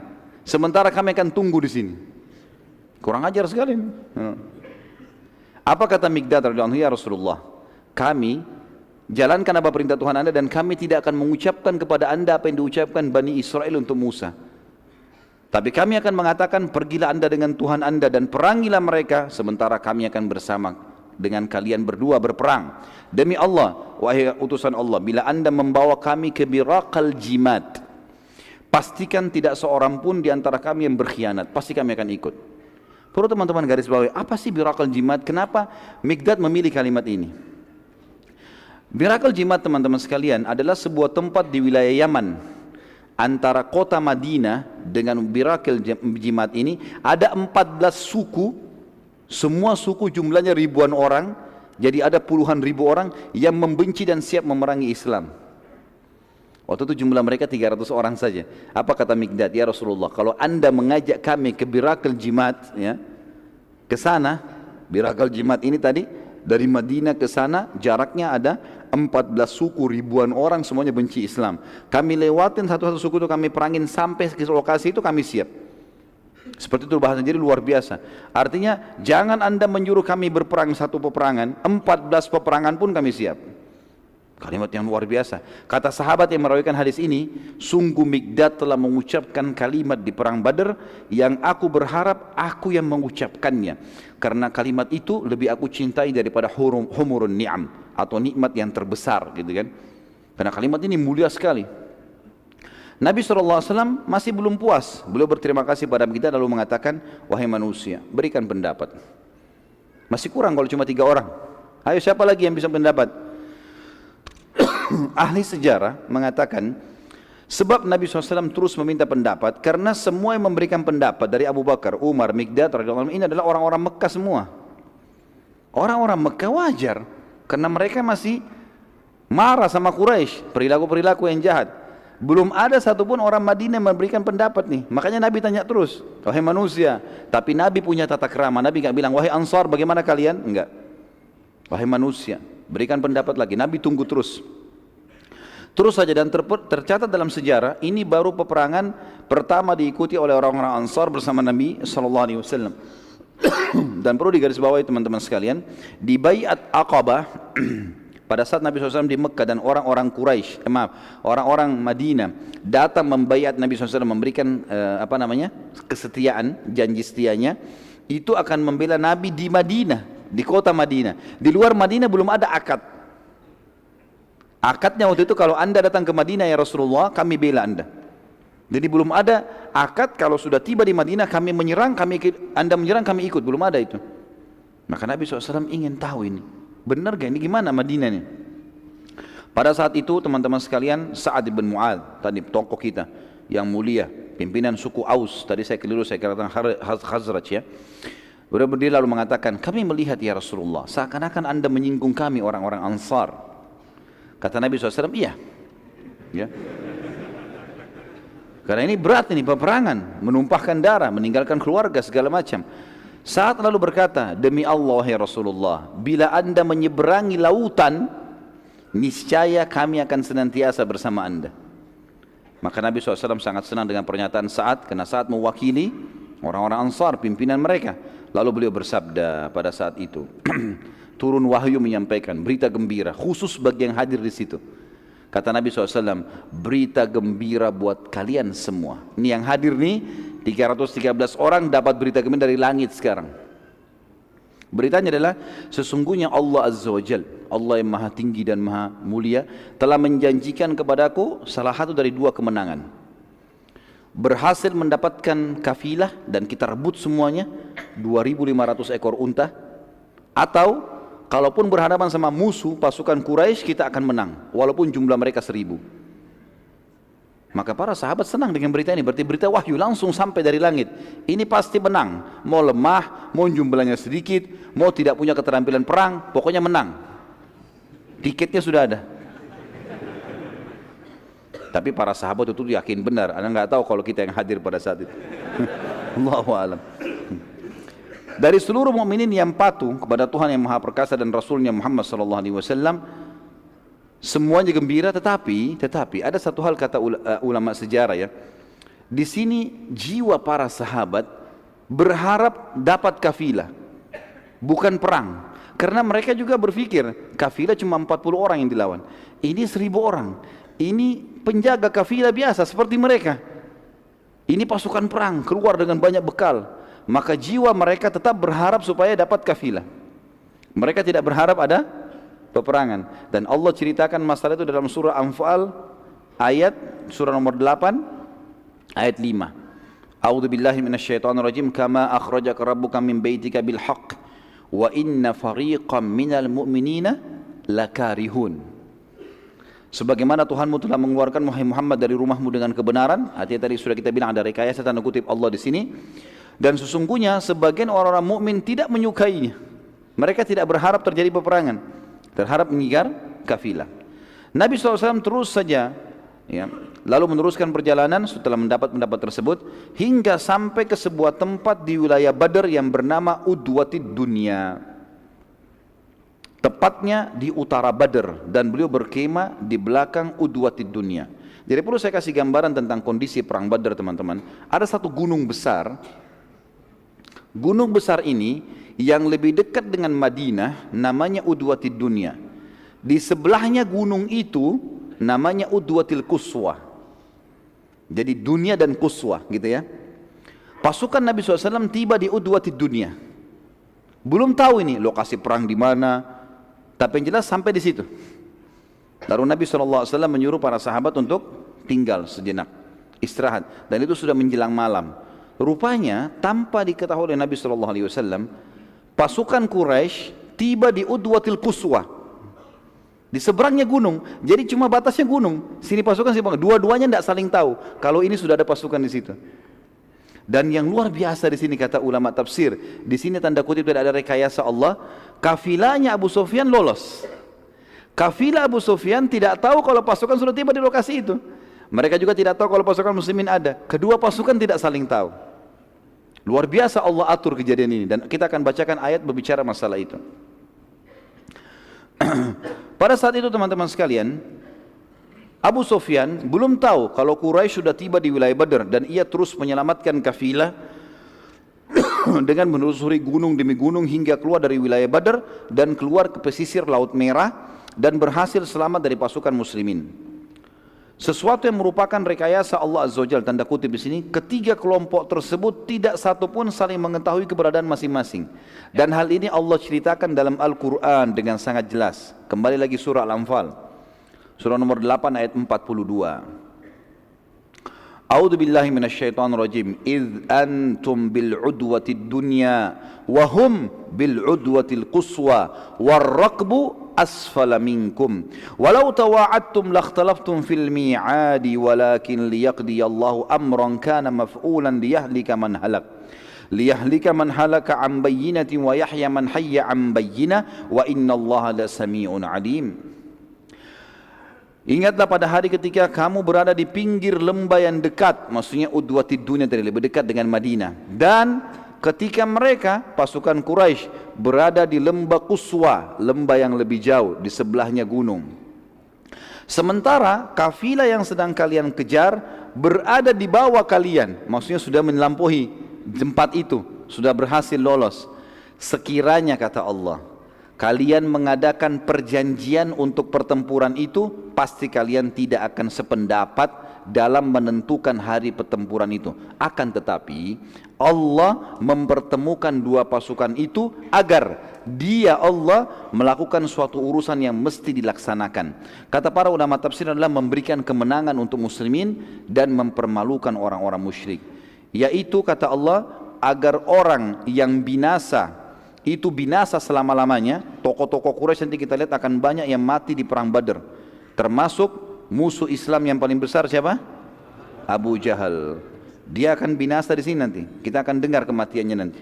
Gitu kan? Dengan keterangan yang yaitu orang agar binasa orang-orang yang ya selama-lamanya orang-orang yang yaitu agar orang yang binasa selamanya dengan keterangan yang nyata pasti mereka mati, dan agar orang yang hidup itu hidupnya dengan keterangan yang nyata pula. Maksudnya orang-orang beriman mereka tahu ternyata menang bisa didapatkan walaupun jumlah mereka lebih sedikit, dan mereka yakin mereka dalam keadaan benar. Sesungguhnya Allah Maha mendengar lagi Maha mengetahui. Ayat inilah teman-teman sekalian yang membuat para ulama mengatakan tadi ada rekayasa tanda kutip Allah yang Maha tinggi, karena Allah mengatakan kalau kalian janjian nggak bakal terjadi nih. Lokasi Allah yang tentukan, gitu kan? Pertemuan musuh Allah tentukan, kafilah Quraisy lolos Allah yang tentukan, semua sudah diatur. Dan kesimpulan sederhana kata para ulama sejarah, perang Badar telah diatur langsung oleh Allah Azza wa Jalla dari langit. Nabi SAW mengutus mata-mata untuk mengumpulkan informasi seperti biasa ikhtiar manusiawi, dan perlu kita tahu Nabi SAW menggabungkan antara ikhtiar manusiawi beliau dengan wahyu yang turun. Selama wahyu belum datang beliau ikhtiar manusiawi, jadi kan, berusaha sampai wahyu datang meluruskan kalau salah atau membenarkan kalau benar. Nabi SAW mengutus beberapa mata-mata untuk mengumpulkan informasi. Saat itu terdapat 2 anak muda dari pasukan Quraisy yang sedang mencari air. Lalu mereka lewat dari Udwatil Quswa, mutar dari gunung. Mereka tidak tahu kalau ada pasukan muslimin. Lewat tengah-tengah pasukan muslimin. Mereka tidak tahu juga kalau ini pasukan. Pikirannya kemah, orang lagi nginap malam-malam gitu. Lewat ditahan oleh pasukan muslimin. Ternyata pakai baju perang. Bahasanya bahasa orang Quraisy. Maka oleh pasukan muslimin ditangkap, ditawan. Lalu kemudian para sahabat ini dimukuli. Kalian dari mana? Kalian orang kafilah Quraisy atau dari pasukan Quraisy? Mereka bilang kami dari pasukan Quraisy. Sahabat gebukin lagi. Enggak mungkin, kok pasti kalian dari kafilah. Karena sahabat berharap ini kafilah saja yang ditemuin, bukan pasukan. Terus saja digebukin sampai mereka kena kesakitan bilang, iya kami kafilah Quraisy. Begitu riwayatnya. Ini semua karena kejiwaan waktu itu masih belum pernah menghadapi peperangan, dan mereka berat ini 300 orang lawan 1000 gitu kan. Nabi SAW saat selesai sholat subuh, karena ini sudah ditawan ya, langsung beliau bersabda mengatakan subhanallah, maha suci Allah, saat mereka jujur pada kalian, kalian pukuli gitu kan. Dan pada saat mereka bohong malah kalian lepaskan. Sekarang mereka bohong bilang kami dari kafilah. Ini 2 orang yang dari pasukan Quraisy gitu. Abu Sufyan pada saat itu berhasil menyampaikan kafilah teman-teman sekalian, dan posisinya sudah berada jauh di belakang pasukan Quraisy, sudah menuju ke jalan Mekah. Abu Sufyan pun pada saat itu tahu informasi, dia kirim orang-orang tinjau lokasi, ternyata pasukan Quraisy dilihat sudah ada, sudah pagi hari, pasukan muslim sudah ada. Maka mulailah Abu Sufyan pada saat itu ngirim surat cepat kepada pasukan, hai Quraisy, kafilah kita sudah selamat. Maka pulanglah. Abu Sufyan suruh pulang, karena tujuan minta bantuan tadi untuk apa? Selamatkan kafilah, sudah selamat harta kita. Untuk apa perang? Ternyata peperangan tadi yang berat ini bukan cuma dirasakan oleh muslimin, orang kafir Quraisy pun berat. Mereka nggak mau perang, mereka tidak mau perang gitu kan, karena kontak fisik langsung dengan muslimin belum pernah mereka hadapi, dan mereka khawatir itu. Mereka tahu ada konsep jihad, mereka berharap mati syahid, mereka tahu masalah itu. Suku Zumrah, satu suku besar Quraisy, pada saat menerima surat dari Abu Sufyan, mereka mengatakan kita kan keluar untuk menyelamatkan kafilah dan sekarang telah selamat, maka tidak perlu lagi ada peperangan. Akhirnya mereka semua kembali dan tidak seorang pun dari mereka yang ikut berperang, sempat pulang. Gitu kan? Tapi di sini saya tidak temukan teman-teman jumlah mereka berapa. Dari 1000 pasukan Quraisy, berapa jumlah mereka sebelumnya tidak tahu, tapi yang jelas mereka pulang dan akhirnya tidak ikut berperang. Suku Hashim, suku Nabi SAW, tapi ada di antara mereka yang kafir kan? Mereka juga mengatakan, bila kafilah sudah selamat untuk apa kita berperang? Dan kalau kita perangi Muhammad, kita perangi suku kita sendiri. Nggak boleh ini, kita harus pulang nih, gitu kan? Maka sebagian besar mereka pulang, kecuali Abbas bin Abdul Muttalib, paman Nabi SAW. Karena Abbas dianggap pimpinannya suku. Kalau dia balik memalukan. Maka Nabi SAW menjelaskan kalau Abbas ikut perang di Badar itu karena kurh, tidak suka sebenarnya. Nabi SAW sudah ingatkan itu. Kalau ini sebenarnya bukan mau perang, tapi dia hanya malu dengan sukunya. Kemudian pembicaraan tentang balik ke Mekah ini mulai ramai di antara pasukan Quraisy, dan akhirnya mereka banyak yang siap-siap. Utbah bin Rabi'ah yang nanti juga mati ya di perang Badar ini. Salah satu pemimpin pasukan Quraisy didatangi oleh Hakim bin Huzam dan berkata kepadanya, Hakim bin Huzam salah satu orang yang dianggap bijaksana di Mekah yang termasuk yang sempat merobek kesepakatan pemboikotan Nabi SAW, gitu kan? Hakim bin Huzam. Dia berkata, wahai Utbah, untuk apa lagi berperang? Bukankah kafilah telah selamat? Demi Allah, bila kita memerangi mereka berarti kita memerangi sanak kerabat kita sendiri. Ada banyak muhajirin di situ, ya, banyak orang-orang Mekah. Dan saat kita balik ke Mekah, maka pasti setiap individu di antara kita akan membenci satu sama yang lain, karena ia melihat kerabat orang yang telah membunuh ayahnya atau sanak kerabatnya. Kalau kita perang nih, kita bunuh misalnya, bunuh Abu Bakar, bunuh Umar, ini pasti ada kerabatnya di Mekah yang tahu nanti ini yang bunuh saudara saya. Nanti sulit itu nanti. Maka aku sarankan berbuat baiklah pada manusia, umumkan agar pasukan semua balik. Kenapa Hakim bin Huzam di sini mendatangi Utbah? Karena Utbah dianggap pada saat itu pimpinan perang. Iklankan supaya pulang. Utbah lalu mengiklankan, wahai sekalian manusia, tujuan kita keluar untuk menyelamatkan kafilah dan kafilah telah selamat, maka peperangan tidak diperlukan lagi. Mari kita balik ke Mekah. Panglima perangnya buat itu. Perhatikan di sini teman-teman sekalian ya. Orang yang paling benci dengan Islam, siapa dia? Abu Jahal berperang lagi di sini. Dia berperan lagi. Dia waktu dengar Utbah bilang itu pasukan perang, ini pimpinan perang. Maka dia melihat pasukan semua mulai siap-siap balik, maka Abu Jahal mendatangi satu persatu pasukan. Kenapa balik? Jangan balik. Gitu kan. Teriak-teriak di pasukan, tidak ada yang mau dengar Abu Jahal. Tidak ada yang mau dengar, orang semua tidak mau perang. Dan dianggap dia bukan pimpinan perang. Abu Jahal lihat, di pasukan ternyata ada Amir al-Hadrami. Siapa Amir al-Hadrami teman-teman sekalian? Adalah ayahnya yang dibunuh anaknya oleh Abdullah bin Jahash. Kalau masih ingat tadi ada Sariyah ya, yang dibentuk Nabi SAW 8 orang dipimpin Abdullah bin Jahash. Kemudian ada 2 orang sahabat, Utbah bin Ghazwan dan Sa'ad bin Abi Waqqas yang hilang, sisa 6 orang menyerang. Kan ada 2 orang dari orang Quraisy yang ditawan, 1 terbunuh. Yang terbunuh ini anaknya si Amir ini. Amir keluar ini untuk membalas kenapa anaknya dibunuh oleh Abdullah bin Jahash. Juga mau ikut pulang, Abu Jahal dekati. Dia mengatakan, wahai Amir, ya, dia bilang sama orang ini kan, wahai Amir, apa kau tidak lihat orang-orang semua akan kembali ke Mekah dan mereka tidak akan membalas kematian anakmu? Amir lalu terus dimotivasi oleh Abu Jahal, ingatlah darah anakmu tumpah, anakmu mati, dibunuh oleh Abdullah bin Jahash, itu pasukan muslim. Kalau kau sekarang biarkan mereka pulang dan kau tidak menarik pasukan ini, maka pastilah anak kamu tidak ada balasannya sama sekali. Dan percuma kalau dari Mekah. Terus dimotivasi dengan kalimat-kalimat sampai akhirnya Amir mendatangi atau pergi ke tengah-tengah pasukan, lalu ia duduk di atas tanah. Dia buru-buru ke depan pasukan, lalu duduk tiba-tiba di atas tanah. Orang semua jadi berhenti lihat, kenapa ini Amir duduk di atas tanah?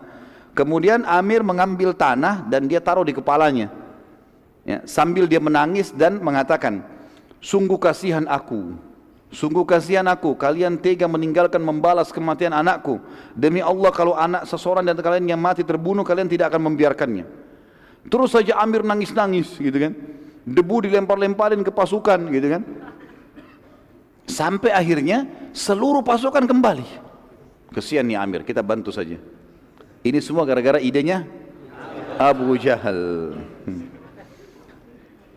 Saat itu teman-teman sekalian, tidak seorang pun dari Quraisy, juga muslimin saling tahu posisi satu sama yang lain, tentunya tidak saling tahu kalau pasukan. Nabi SAW keluar bersama Abu Bakar berdua ini, mengumpulkan informasi. Jadi 2 orang pun yang ditawan oleh muslimin, itu orang Quraisy tidak tahu, karena jumlah mereka besar. Enggak tahu kalau 2 orang yang kena, 2 orang ini tadinya yang ditawan oleh muslimin malam hari itu, mereka cuma tidak izin mereka cuma keluar mau cari sumur, ketangkaplah. Jadi orang Quraisy pun tidak tahu kalau mereka ketangkap ya. Maka Nabi SAW keesokan harinya, pagi hari itu, di waktu duha, beliau pun keliling, nyari-nyari informasi.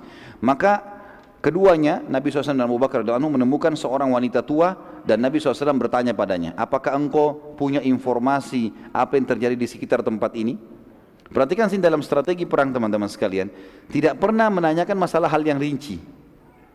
Tadi kita lihat juga kasus waktu pertama sekali Abu Sufyan mau menyelamatkan kafilah, bagaimana dia mengecek kotoran tadi unta itu, dan dia tidak bertanya apa-apa, dia cuma bilang ada orang lewat sini, oh ada 2 orang. Dia tidak tanya siapa mereka, kena enggak, langsung ke sana, langsung cek, oh ternyata betul, kirim surat langsung. Seperti itu. Juga 2 orang sahabat tadi begitu dengar dari 2 perempuan ini, nanti kalau kafilah lewat, saya akan transaksi dengannya. Maka langsung pulang ke Madinah melapor. Begitu luar biasa mereka memata-matai dan sudah faham kalau ini adalah informasi yang dibutuhkan. Perempuan tua ini tahu kalau di sebelah ada pasukan Quraisy. Mereka lihat, perempuan ini tahu, dia tinggal di lokasi itu. Dia tahu kafilah Abu Sufyan sudah lewat. Nabi SAW tanya, apakah engkau punya informasi apa yang terjadi di lokasi sekitar sini? Orang itu bertanya, perempuan tua ini, siapa kalian? Kata Nabi SAW, bila engkau menyampaikan pada kami informasimu, maka kami pun akan menyampaikan kami dari mana. Orang itu bilang, aku telah disampaikan bahwa pasukan Quraisy sudah keluar dari hari ini dan hari itu dan sudah melewati wilayah ini dan wilayah itu. Bila itu benar, maka pastilah pasukan Quraisy sudah berada di belakang bukit ini. Perempuan itu bilang, gitu kan? Dan aku juga sudah mendapatkan berita kalau Muhammad keluar dari Madinah. Dia tidak tahu ini kalau Nabi SAW. Pada hari ini dan hari itu dan sudah melewati lembah itu. Kalau memang benar, berarti mereka semestinya sudah ada di sini. Ditunjuk udwati dunia, lagi ada di situ, gitu kan? Maka Nabi SAW lalu bertanya, bagaimana dengan kafilah Abu Sufyan? Orang itu mengatakan, aku tidak tahu. Ini bagian dari kecerdasan Abu Sufyan tentunya juga di sini kata para ulama sejarah. Bukan memuji orang kafir, nanti dia masuk Islam. Tapi bagaimana Abu Sufyan itu sampai tidak ada satu orang pun tahu tentang kafilahnya. Sebagian ahli sejarah mengatakan Abu Sufyan menaikkan unta-untanya di atas bukit-bukit. Enggak biasa unta naik atas bukit, tapi dinaikkan di bukit, melewatin bukit-bukit. Jadi sananya akhirnya tidak ketahuan. Orang-orang di sekitar tempat itu pun tidak tahu. Orang itu lalu bertanya, kalian dari mana? Kata Nabi SAW, kami dari air. Orang-orang Arab teman-teman sekalian, seringkali kalau mau memperkenalkan dirinya, dan suku-suku Arab itu hidup di satu lokasi kalau ada mata air di situ, dan mereka beri nama. Misal mata air apa.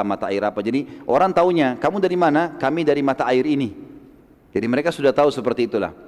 Maka itu perempuan yang tanya, dari mana kalian? Tanya Nabi SAW. Kata Nabi SAW, dari air. Perempuan itu tanya, dari air apa? Kata Nabi SAW, air. Selesai, ditinggal.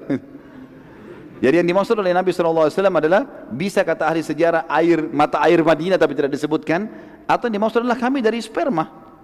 Dari air, kata para ulama. Nabi SAW mengatakan kami dari air manusia, selesai. Dan tidak perlu menjawab lengkap, gitu kan? Kalau dijawab perempuan ini akan memberitahukan Quraisy nanti. Setelah itu Nabi SAW sudah tahu ternyata di belakang bukit ini saja sudah ada pasukan Quraisy. Khabbab bin Mundhir radhiyallahu anhu mendatangi Nabi SAW dan bertanya, wahai Rasulullah, apakah pemilihan anda? Jadi waktu itu Nabi SAW akhirnya memasang tenda-tenda, ya, mengatur kemah-kemah para sahabat dan ternyata berada di tengah-tengah lokasi. Jadi misalnya meja ini gunung, di belakang gunung kalau orang mau ke belakang ke pasukan Quraisy harus lewat, gitu kan, putar dari sebelah. Belakang ini banyak kebun-kebun kurma, di sini banyak sumur. Maka kalaupun Quraisy mau nyerang, mereka harus mutar gunung baru bisa berhadapan dengan Nabi SAW. Nabi SAW meletakkan pasukan berkemah di tengah-tengah lembah. Jadi bukan di dekat sumur, tapi di tengah-tengah lembah. Harapannya nanti kalau Quraisy mutar lebih dekat untuk dilawan gitu. Khabbab bin Mundhir, salah satu ahli perang Ansar di Madinah, berkata, ya Rasulullah, saya ingin bertanya, apakah pemilihan tempat ini di tengah-tengah lembah ini wahyu dari langit atau hanya strategi perang anda pribadi? Dari ini yang saya bilang tadi teman-teman sekalian. Jadi Nabi SAW mempertemukan antara pendapat pribadi beliau, ijtihad kalau belum ada wahyu, dengan wahyu kalau turun untuk membenarkan itu. Kalau pendapat beliau SAW tidak sesuai dengan wahyu, maka beliau tinggalkan, gitu kan. Di sini kata Nabi SAW, ini cuma strategi perang, nggak ada hubungannya sama sekali dengan wahyu. Bukan Allah yang suruh berkemah di tengah-tengah lembah. Maka kata Khabbab radhiyallahu anhu, baik, kalau begitu Rasulullah, kami memiliki pengalaman dalam berperang dan bertahan di Madinah. Maka pendapat kami, kita tidak tepat kalau berkemah di tengah-tengah lembah ini. Yang paling baik adalah kita menuju ke belakang kebun-kebun kurma itu, di situ banyak sumur, pasukan berkemah di situ. Sehingga mereka bisa minum kalau haus, mereka bisa memberikan minum pasukan kalau lagi berperang. Dan Quraisy tidak punya sumur di situ. Kalau mereka pun mau minum, kalau habisan air, mereka harus mutar ke belakang pasukan muslimin. Maka Nabi SAW mengatakan pendapat yang baik. Lalu Nabi SAW mengikuti pendapat sahabat itu. Dan ini juga pelajaran teman-teman pentingnya orang bermusyawarah, dan bukan aib kita memberikan masukan kepada seseorang kalau memang ada pendapat yang lebih baik. Dan Nabi SAW menunjukkan kebijaksanaan beliau untuk mendengar apa yang disampaikan. Pada malam harinya Allah yang Maha Suci menurunkan rahmatnya untuk meringankan peperangan bagi muslimin. Allah yang Maha Suci menurunkan pasukan bantuan dari malaikat dan menurunkan hujan pada saat itu agar tanah yang ditempati kaum mukminin jadi basah. Dan yang turun kepada kaum muslimin adalah hujan gerimis. Hujan gerimis. Sehingga membuat seluruh pasukan muslimin malam itu tertidur karena lembutnya air hujan, halus sekali, lembut, gerimis, maka mereka ngantuk tertidur. Jadi mereka istirahat. Dan tanah di tempat mereka pijak itu menjadi basah, tapi basahnya tidak becek. Karena padang pasir teman-teman, kalau terlalu kering, berat untuk dijalani. Kita kalau jalan di padang pasir itu cepat capek, berat, tanahnya kering.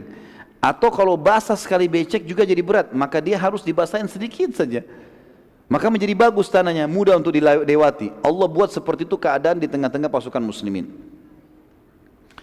Dikatakan di sini, atau saya tulis teman-teman sekalian, pada malam harinya Allah Maha Suci menurunkan rahmatnya untuk meringankan peperangan bagi muslimin. Allah Maha Suci menurunkan bantuan dari malaikat hadir pada malam itu, menurunkan hujan agar tanah yang ditempati kaum mukmin jadi basah dan ringan, yang memudahkan mereka melangkah juga mengambil air dari sumur nantinya.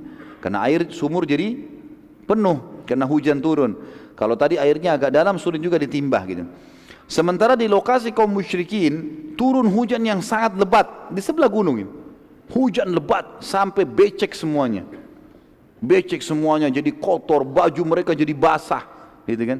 Sehingga jadi berat badannya, berat tanahnya, gitu kan. Unta-unta mereka juga jadi berat, bahan-bahan yang mereka bawa semuanya jadi basah. Hujan lebat gitu. Sehingga lokasi tanah mereka becek dan membuat langkah-langkah mereka berat, serta mereka jadi letih pada malam itu karena tidak bisa tidur, gitu kan.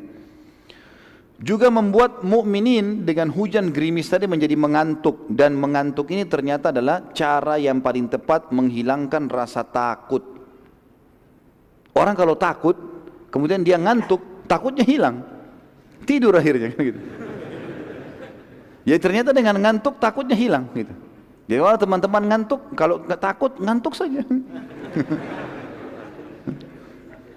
Dikatakan pada saat itu beberapa orang sahabat yang bertugas pada malam itu, mereka mengatakan sampai-sampai saking ngantuknya pedang di tanganku jatuh sampai 7 kali. Dia berjaga malam, jadi ngantuk, jatuh pedang, bangun lagi, begitu terus sampai 7 kali, gitu kan. Allah Subhanahu Wa Taala menceritakan kejadian tersebut dalam surah Al-Anfal. Ini saya tadi katakan Al-Anfal menceritakan tentang perang Badr ini. Surah nomor 8 ayat 9 sampai ayat 14. A'udzu billahi minasyaitonir rajim. Dibuka Al-Qur'annya ya. إذ تستغيثون ربكم فاستجاب لكم أني ممدكم بألف من الملائكة. نعم. إذ تستغيثون ربكم فاستجاب لكم أني ممدكم بألف من الملائكة مردفين وما جعله الله إلا بشرى ولتطمئن به قلوبكم وما النصر إلا من عند الله إن الله عزيز حكيم إذ يغشيكم النعاس أمنة منه وينزل عليكم من السماء ماء ليطهركم به ويذهب عنكم رجز الشيطان وليربط على قلوبكم ويثبت به الأقدام إذ يوحي ربك إلى الملائكة أني معكم فثبتوا الذين آمنوا سألقي في قلوب الذين كفروا الرعب فاضربوا فوق الأعناق واضربوا منهم كل بنان ذلك بأنهم شاقوا الله ورسوله ومن يشاكك الله ورسوله فإن الله شديد العقاب ذلكم فذوقوه وأن للكافرين عذاب النار. Ayat 9-nya, ingatlah ketika kamu memohon pertolongan kepada Tuhanmu, atau kalian memohon pertolongan kepada Tuhan, minta kemenangan, lalu diperkenankan untuk kalian, atau di sini bisa dikatakan dikemenangkan untuk wahai Muhammad SAW, sesungguhnya aku akan mendatangkan bala bantuan kepada kamu semua dengan 1000 malaikat yang datang berturut-turut. Ayat 10-nya, dan Allah tidak menjadikan bala bantuan itu melainkan sebagai kabar gembira dan agar hatimu menjadi tentram karenanya, dan kemenangan itu hanya dari sisi Allah, sesungguhnya Allah maha perkasa lagi maha bijaksana. Ayat 11, ingatlah ketika Allah menjadikan kalian semua mengantuk sebagai suatu penentraman darinya. Jadi hujan gerimis turun, ngantuk, jadi hatinya jadi tentram. hilang rasa takutnya. Dan Allah menurunkan kepada kalian hujan dari langit untuk mensucikan kalian dengan hujan itu dan menghilangkan dari kalian gangguan-gangguan syaitan dan untuk menguatkan hati kalian dan memperteguhkan dengannya, dengan hujan, telapak kaki kalian. Jadi tanahnya jadi basah tadi, kakinya bisa lebih mudah untuk menyerang musuh nantinya. Kemudian ayat 12 ya, ingatlah ketika Tuhan mewahyukan kepada para malaikat, sesungguhnya aku bersama kalian, maka teguhkanlah pendirian orang-orang yang beriman. Kelak aku akan jatuhkan rasa ketakutan di dalam hati orang-orang kafir, maka penggallah kepala-kepala mereka dan potonglah tiap-tiap ujung jari tangan mereka. Jadi perintah Allah kepada malaikat. Nanti kan kita pelajari setelah perang Badar bagaimana Nabi SAW mengatakan, maukah kalian tahu mana korban kalian, mana korban malaikat? Maka para sahabat mengatakan, iya Rasulullah. Kata Nabi SAW, kalau kalian temukan di bekas tebasan leher ada bakar, luka bakar dan jari-jari terputus, itu adalah korban malaikat. Karena Allah menyuruh itu, menyuruh malaikat penggal leher-leher mereka dan potong jari-jari mereka. Ayat 12 Al-Anfal. Ayat 13-nya, ketentuan demikian itu adalah karena sungguhnya mereka menentang Allah dan Rasulnya, dan barang siapa yang menentang Allah dan Rasulnya maka sungguhnya Allah amat keras siksaannya. Ayat 14, itulah hukum untuk mereka di dunia, dan maka rasakanlah hukuman itu bagi orang kafir. Sungguhnya bagi orang-orang kafir itu masih ada azab di akhirat nanti. Sa'ad bin Mu'adz radhiyallahu anhu, sahabat Nabi yang mulia yang kita sudah tahu masyhur, pimpinan tadi Aus, berkata pada Nabi SAW, wahai Rasulullah, sungguh anda sudah lebih tahu apa yang akan terjadi, peperangan apa yang akan terjadi, dan di Madinah terdapat saudara-saudara kami yang bukan tidak ikut dan mendukung anda karena takut, tapi mereka tidak tahu kalau terjadi peperangan. Niscaya kalau mereka tahu, mereka tidak akan meninggalkan anda sama sekali. Bila anda setuju ya Rasulullah, kami akan jadikan buat anda kemah di belakang pasukan, dan kami siapkan pula buat anda tunggangan khusus unta yang terbaik kami. Bila kami menang, maka itulah harapan kami semua. Tapi bila kami kalah, anda masih bisa menyelamatkan diri ke Madinah dengan menunggangi unta tersebut dan bertahan di Madinah, sehingga Islam tidak hilang. Karena kalau anda juga ikut mati, maka habis Islam ini. Artinya di sini ikhtiarnya Sa'ad radhiyallahu anhu sebagai manusia. Maka Nabi SAW berkata, sungguh pendapat yang baik. Lalu orang-orang Ansar membuat kemah khusus buat Nabi SAW untuk berteduh, dan Nabi SAW dari situ memantau peperangan. Nabi SAW lalu membagi bendera-bendera peperangan. Keesokan paginya ada bendera dipegang oleh Ali bin Abi Thalib, ada bendera dipegang oleh Mu'adz bin Umair, ada yang juga yang lain-lain dipegang oleh beberapa orang-orang Ansar. Saat tiba pasukan Quraisy, mereka sempat bingung karena tidak ada air. Ya. Waktu mereka rupanya tiba di situ, mereka minum, mereka berpikir nanti di setiap lokasi bisa mampir untuk ambil air. Cari air, nggak ada air. Pasukan kehabisan air. Hujan ada di mana tapi becek, jatuh ke tanah, nggak ada yang bisa diambil. Sumur adalah di belakang pasukan muslimin. Lalu pada saat mereka siap-siap mau perang, kondisinya lemah karena semalam tidak tidur, badan mereka basah, logistik mereka basah, air mereka kehabisan, gitu kan. Jadi banyak hal yang Allah SWT sudah persiapkan di situ. Lalu mereka begitu pula muslimin sudah siap-siap perang. Saat melihat keadaan sudah akan terjadi peperangan, Nabi SAW mengangkat tangan beliau dalam kemah berdoa kepada Allah, dan beliau terus berdoa agar meminta kepada Allah diberikan kemenangan. Dan Abu Bakar waktu itu bersama dengan Nabi SAW di kemah mengawal beliau. Nabi SAW lalu menutup wajah beliau SAW dengan jubahnya dan berdoa, ya Allah, bila engkau membiarkan kekuatan ini muslimin musnah, maka tidak ada lagi yang tersedia di muka bumi orang yang akan menyembahmu. Lalu Nabi SAW terus berdoa sambil menangis. Lalu Abu Bakar merasa iba dengan Nabi SAW, mengatakannya, Rasulullah, bukankah anda sudah menjanjikan kemenangan? Bukankah anda adalah Rasulullah? Untuk apa kasihani diri anda? Ringankan doa anda. Sungguh Allah tidak akan menyusahkan anda. Maka Nabi SAW pun mengatakan, wahai Abu Bakar, sungguh doa itu adalah sebuah perintah. Kerjakan. Walaupun Allah sudah janji, kita ucapkan. Karena saya tidak ingin sahabat-sahabat saya jadi korban. Baik. Waktu masih ada ya? Hah? Sampai jam berapa nih? Saya lihat waktu Jakarta loh ini, jam 8 sekarang. Baik, ada beberapa kejadian luar biasa di Badar teman-teman sekalian. Beberapa kejadian besar di Badar. Sebelum terjadi peperangan kita bicarain, sebelum terjadi peperangan. Yang pertama, kisah sahabat yang mencium perut Nabi SAW. Saya tulis judulnya begitu. Pada saat selesai berdoa, sholat dan doa, Nabi SAW keluar dan mengatur saf sahabat. Nabi SAW tidak membagi-bagi pasukan, tapi menyatukan mereka dalam satu tempat. Nabi nggak bagi-bagi sisi kanan, sisi kiri, tengah, belakang, enggak. Pasukan sedikit, 313 orang. Bahkan yang ikut cuma 312, Abu Bakar mendampingi Nabi SAW. Pasukan disatukan di satu tempat. Terdapat sebuah kejadian kecil. Waktu Nabi SAW sedang mengatur saf dengan tongkat beliau, ada seorang dari Ansar yang kebetulan sangat gemuk, sampai waktu berdiri tubuhnya keluar dari saf. Maka Nabi SAW memerintahkan dia, mundurlah agar lebih rapi safnya gitu kan, sambil menekan ujung tongkat beliau ke perutnya sahabat itu. Mundur kamu gitu ya. Lalu waktu itu tiba-tiba sahabat tadi berkata, ya Rasulullah, Anda telah menyakitiku, maka aku ingin menuntut kisos, minta kisos dari Nabi. Anda tusuk saya juga tusuk ya Rasulullah. Gitulah mintanya. Ini medan perang dan ini sahabat. Sahabat yang lain semua dengar, langsung menghardik. Ada apa dengan kau? Ini Rasulullah. Orang ini tetap saya berkata, ya Rasulullah, aku harus minta kisos. Maka Nabi SAW mengatakan, baiklah. Nabi itu berikan perut, kasih tongkat, ini perut saya. Kata dia, ya Rasulullah, tadi waktu Anda sentuhkan, baju saya sempat terbuka sedikit. Maka kena dengan tongkat Anda kulit saya juga mau begitu ya Rasulullah. Maka yang terjadi, Nabi SAW bukain sedikit baju. Waktu terbuka ternyata orang ini datang langsung memeluk perut Nabi SAW lalu menciumnya, gitu kan. Lalu kemudian Nabi SAW menanyakan, kenapa kau lakukan itu?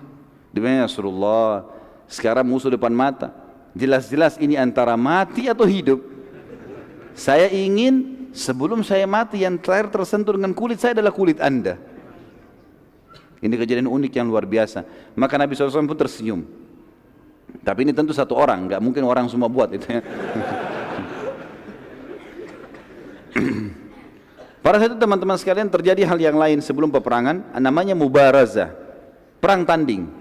Orang-orang Arab dulu punya tradisi, sebelum perang yang besar, mereka perang tanding, keluar jagoannya sana, jagoannya sini, saling duel gitu kan. Itu untuk memotivasi pasukan, siapa yang kuat nih. Peperangan diawali dengan mubarazah atau perang tanding secara individu, dan awal yang keluar dari pasukan Quraisy adalah Aswad bin Abi Aswad. Ini orang yang pertama keluar dari Quraisy, Aswad bin Abi Aswad. Ini gampang dihafal namanya, hitam anaknya hitam gitu ya. Ia maju depan pasukan muslimin dan bersumpah kalau ia tidak akan kembali ke pasukannya sampai ia meminum dari sumur muslimin. Kan air lagi habis. Demi Allah saya pasti akan memenangi kalian, saya akan minum dari sumur kalian. Seperti itulah. Saat itu dari pasukan muslimin keluar Hamzah bin Abdul Muttalib, paman Nabi SAW, terkenal orang sangat luar biasa, ahli perang. Lalu terjadi duel yang sangat sengit hingga akhirnya Hamzah berhasil menebas salah satu kaki Aswad dan mengucurkan darah yang sangat banyak. Saat Aswad sudah enggak berdaya lagi, ia terus berusaha merangkak sampai ke sumur muslimin. Dia merangkak, darahnya terus menetes. Hamzah ikuti dari belakang. Pasukan Quraisy melihat dia mau menjalankan sumpahnya, datang sampai minum dari situ. Dia berusaha mau minum terus mati, enggak sempat minum gitu kan, terbunuh dia akhirnya. Dan ini termasuk Aswad adalah korban pertama di perang Badar. Artinya orang pertama yang didaftar masuk neraka di perang Badar. Lalu keluar 3 orang sekaligus dari Quraisy. Utbah bin Rabi'ah, yang pertama ini tokoh Quraisy. Al-Walid bin Utbah, anaknya Utbah. Jadi Utbah keluar, anaknya juga keluar. Utbah bin Rabi'ah keluar. Al-Walid bin Utbah, anaknya dia keluar. Dengan Syaibah bin Rabi'ah, saudaranya Utbah. Jadi ini adik kakak dengan anaknya, keluar 3 orang menantang muslimin. Siapa yang mau tanding?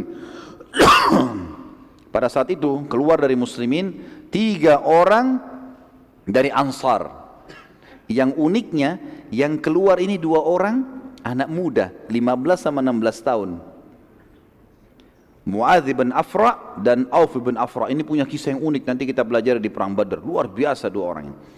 Keluar dan didampingi oleh sahabat Nabi yang mulia yang mati syahid di perang Mu'tah, Abdullah bin Rawaha radhiyallahu anhu ajma'in. Utbah berkata pada mereka, jadi waktu itu kan kalau orang perang teman-teman, matanya saja yang kelihatan, biasanya orang tutup semua kan, maka Utbah, Syaibah ini tidak tertutup semua, tidak kelihatan. Tapi sahabat-sahabat Nabi ini 3 orang ini terbuka mukanya, tapi mereka nggak kenal, ini bukan orang Mekah nih. Ditanya, siapa kalian ini? Maka masing-masing menyebutkan nama-namanya dan nasabnya. Kata Utbah, sungguh kalian dari turunan terhormat, kami pernah dengar ini dari orang Madinah, tapi kami ingin berhadapan dengan anak-anak suku kami sendiri dari Quraisy. Lalu Utbah berkata, wahai Muhammad, Ya, Utbah ini orang kafir mengatakan, wahai Muhammad, kami ingin berhadapan dengan anak-anak kaum kami sendiri. Keluarkanlah yang sepadan dengan kami dari sisi jadur nasab dan punya keterampilan perang. Sombong mereka mengatakan itu. Maka Nabi SAW lalu berkata, berdirilah wahai Ubaidah. Ubaidah ini adalah sepupu Nabi SAW. Berdirilah wahai Hamzah, berdirilah wahai Ali. Nabi SAW pilih dari kerabatnya semua. Berdiri kalian ketiga, hadapin itu. Ubaidah bin Harith bin Abdul Muttalib. Ya. Jadi ini cucunya Abdul Muttalib. Jadi sepupu Nabi SAW. Karena Harith anak pertamanya Abdul Muttalib. Anaknya Harith namanya Ubaidah masuk Islam. Jadi ini sepupu Nabi SAW. Harith dengan Abdullah saudara. Gitu kan? Kemudian Hamzah, Hamzah bin Abdul Muttalib kita tahu paman Nabi SAW, dan Adi bin Abi Thalib misalnya Nabi SAW. Abdul Muttalib adalah paman Nabi SAW. Nabi SAW memilih yang terbaik dari jalur nasab, sepadan dengan mereka, dan juga pasti Utbah tidak akan nolak karena ini dari kerabat Nabi SAW. Utbah lalu berkata, siapa kalian? Maka ketiga sahabat tersebut memperkenalkan diri masing-masing. Kebetulan ketiga sahabat ini memang dipilih Nabi SAW selain dari orang Quraisy, juga mereka pakai baju perang. Ali bin Abi Thalib, Hamzah dan Ubaidah ini pakai baju perang dan tinggal matanya yang kelihatan. Jadi Utbah nggak kenal nih. Siapa kalian? Tiga-tiganya perkenalkan diri. Lalu pada saat itu tiga-tiganya atau Utbah mengatakan, kalian pantas menghadapan dengan kami. Lalu yang pertama maju Utbah melawan Ubaidah, sepupu Nabi SAW, anaknya Harith tadi. Hamzah melawan Syaibah dan Ali melawan Al-Walid. Ali bin Abi Thalib hanya dengan beberapa gerakan saja berhasil membunuh Al-Walid, mati. Berapa gerakan dikalahkan. Ali sangat mahir, luar biasa. Begitu juga Hamzah menyusul membunuh Syaibah dengan sangat cepat. Tertinggal sekarang Ubaidah dengan Utbah. Utbah memang kuat, Ubaidah masih muda. Tidak ada duel satu sama yang lain hingga keduanya jatuh, sempat terjatuh, gitu kan? Sama saling mukul, kemudian jatuh dua-duanya. Tapi dua-duanya belum mati. Ya. Dan sempat pada saat itu Utbah terkena sabetan pedang Ubaidah pada saat jatuh, dan Ubaidah sempat menangkis, terpukul saja di perisainya, tapi si Utbah kena pedang dan akhirnya berdarah, jatuh, kakinya luka. Maka Hamzah dan Ali mendekati Utbah lalu membunuhnya, dan mereka berdua memikul Ubadah ke pasukan muslimin. Dan selang beberapa waktu pada saat itu, karena ada pukulan Utbah yang keras walaupun tertangkis di perisai, rupanya terpukul ke dadanya Ubaidah, dan Ubaidah pun mati syahid, dan dia termasuk orang yang mati syahid di dalam perang Badar yang pertama. Quraisy melihat hal tersebut tidak mau lagi tanding. Tiga-tiga tokohnya mati semua dengan sekejap. Mereka terpukul dengan itu. Lalu mereka siap-siap untuk menyerang. Melihat kejadian tersebut, Nabi SAW lalu memerintahkan suatu perintah yang pada saat itu sangat aneh bagi mereka dan unik dalam strategi perang. Nabi SAW memerintahkan pada saat itu agar seluruh pasukan muslimin duduk ke tanah. Unta-unta kuda yang ada tadi 68 ekor unta dan 2 ekor kuda disingkirkan semua ke belakang. Jadi cuma pasukan manusia saja, dan mereka suruh duduk. Ini orang-orang Quraisy bingung, tidak pernah lihat seperti ini. Mereka biasanya teman-teman sekalian, cara orang Arab dulu kalau berperang, mereka menyerang nih, menyerang. Yang musuh itu punya kewajiban bertahan, tangkis serangan itu. Habis itu mereka kembali, mereka lagi yang bertahan, ini lagi yang menyerang. Cuma begitu cara perangnya, cara dulu begitu. Maka mereka bingung, ini strategi apa nih? Kenapa kok dulu di bawah gitu? Bagaimana cara diserangnya? Dan Quraisy pada saat itu sempat bingung, dan ini apa, ini strategi apa? Nabi SAW bersabda, biarkan mereka menyerang lebih dulu, bila kalian didekati maka lawanlah mereka. Bila kalian diserang dengan anak panah maka berlindunglah di belakang perisai-perisai kalian. Begitu saja ya. Dan baju-baju besi kalian. Quraisy lalu tiba-tiba menyerang dengan berjalan perlahan mendekati pasukan muslimin dan memperbanyak serangan dengan anak panah, tapi pada saat itu muslimin berusaha menahan anak-anak panah mereka kena perisai-perisai sampai mereka sudah dekat. Waktu mereka sudah mau tebasin pedangnya, maka pasukan muslimin baru menyerang. Dan ternyata dengan cara seperti ini itu ada dua manfaat kata para ulama sejarah. Yang pertama, muslimin dengan duduk rasa takutnya kurang, beda dengan kalau berdiri. Mereka duduk gitu kan. Kemudian yang kedua, mereka pada saat menangkis serangan-serangan musuh itu akan memberikan motivasi ke mereka, ternyata kita tidak terbunuh nih. Dan dari sekian banyak 300 orang pasukan yang kena pada saat itu mati cuma 1 orang, sementara pasukan Quraisy banyak yang terbunuh. Yang terbunuh adalah Ubaidah. Ini adalah salah satu budak Umar bin Khattab yang terkena panahnya Quraisy. Ada kisah yang lain teman-teman, kisah Harithah bin Suraqah radhiyallahu anhu. Ada sebuah anak panah yang tidak jelas dari mana arahnya di pasukan muslimin, karena pada saat Quraisy lempar panah, Ada juga di antara muslimin dari belakang lempar panah. Ada satu orang namanya Haritha bin Suraka, ini kena panah dan tidak jelas orang ini mati di kena panahnya orang Islam atau panahnya orang Quraisy. Dan ini perlu teman-teman kita ketahui. Saya jelaskan saja karena ini terjadi pada saat itu. Setelah perang Badar, ibunya Harithah datang kepada Nabi SAW lalu mengatakan, ya Rasulullah, dalam hadis Bukhari, Anda sudah tahu bagaimana Harithah punya kedudukan di sisi saya. Saya dengar informasi dia terbunuh di Badar waktu Nabi sudah pulang dari Badar, sudah menang. Maka beritahukan kepada saya, di mana Harithah? Mati syahid ke masuk surga atau dia sekarang tidak jelas kena panahnya muslim, mungkin dia masuk neraka. Kata Nabi SAW, wahai ibunya Harithah, sungguh kau telah kehilangan informasi. Anakmu Harithah mati syahid dan sekarang dia berada di surga Firdaus yang tertinggi. Kisah yang lain kisah Umair bin Hammam radhiyallahu anhu bin Hubab, ya. Saat pasukan Quraisy mulai menyerang, Nabi SAW memerintahkan sahabat. Jadi waktu sudah menyerang, mereka diserang oleh muslimin, mereka mundur. Atur lagi strategi mau menyerang muslimin. Waktu mau menyerang yang kedua kali, Nabi SAW kembali mau mengatur pasukan. Jadi begitu zaman dulu mereka masih bisa mengatur strategi perang, diatur perang. Lalu Nabi SAW memerintahkan sahabat untuk menyerang pada saat itu terlebih dahulu. Maka para sahabat berusaha menyerang pada saat itu. Dan Nabi SAW kembali ke kemah untuk sholat dan berdoa untuk menang kaum muslimin. Dan beliau bersabda pada saat itu, ya, waktu pasukan sudah mau disuruh menyerang, kata beliau, sekarang kalian yang serang lebih dulu. Jangan tunggu lagi dengan duduk, ini serangan yang kedua. Tapi ingatlah, ada pesan penting, ada wahyu datang. Dalam hadis Bukhari Muslim kata Nabi SAW, demi Allah, tidak seorang pun dari kalian terbunuh di sini dalam peperangan ini. Sekarang kalian nyerang nih, terbunuh, kecuali pasti masuk surga yang luasnya seluas langit dan bumi. Salah satu sahabat Nabi yang bernama Umair bin Hammam radhiyallahu anhu berkata, lagi pegang kurma berapa butir, dia mengatakan, bakhin ya Rasulullah, indah sekali ini ya Rasulullah, indah sekali, ulangi ya Rasulullah. Kata Nabi SAW, demi Allah, wahai Umair, disebut namanya dia, tidak seorang pun dari kalian terbunuh dalam peperangan ini kecuali ia pasti masuk surga yang luasnya seluas langit dan bumi. Umair bilang lagi, bakhin ya Rasulullah, indah sekali ini. Orang Arab bisa mengatakan kalau itu bakhin gitu kan. Maka Nabi SAW mengatakan, kenapa engkau katakan itu? Kata Umair, ya Rasulullah, aku hanya tinggal menghadapi orang-orang ini, Quraisy, dan aku terbunuh ditusuk oleh mereka, lalu masuk surga seluas langit dan bumi. Kata Nabi SAW, iya. Kata Umair, itulah sebabnya saya mengatakan bakhin ya Rasulullah. Maka Nabi SAW mengatakan, siap-siap, takbir, seranglah. Begitu Nabi SAW takbir, sahabat takbir, serang. Umair ini pegang ada kurma 2 butir di tangannya. Pasukan lagi menyerang. Dia bilang di dalam riwayat Bukhari, demi Allah, bila aku harus menunggu menghabiskan kurma ini masih lama. Innalah hayatun tawila. Dilempar butiran tersebut lalu dia masuk menyerang sampai dia terbunuh mati syahid. Kemudian ada kisah yang lain teman-teman sekalian. Waktu itu terjadi peperangan kecamuk, turunnya malaikat. Nabi SAW lalu kembali ke kemah dan peperangan pun berkecamuk. Sementara Nabi SAW berdoa, tiba-tiba saja beliau ngantuk, berat dan tertidur sekejap. Itu sekejap, ya. Abu Bakar melihat Nabi SAW lagi peperangan kecamuk ini. Nabi tadinya serius melihat. Dan pada saat itu tiba-tiba beliau terkaget. Baru beberapa detik kalau kita sekarang terbangun.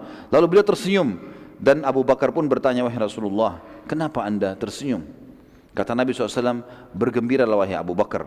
Abu Bakar berkata, apa berita gembira itu ya Rasulullah? Abu Bakar bertanya, apa berita gembira itu ya Rasulullah? Kata Nabi SAW, ini Jibril telah datang dengan menunggangi kuda putih dan bersamanya 1000 malaikat. Quraisy jumlahnya 1000 kurang. Ya, sekarang malaikat datang, kalau malaikat saja lawan sudah cukup, gitu kan?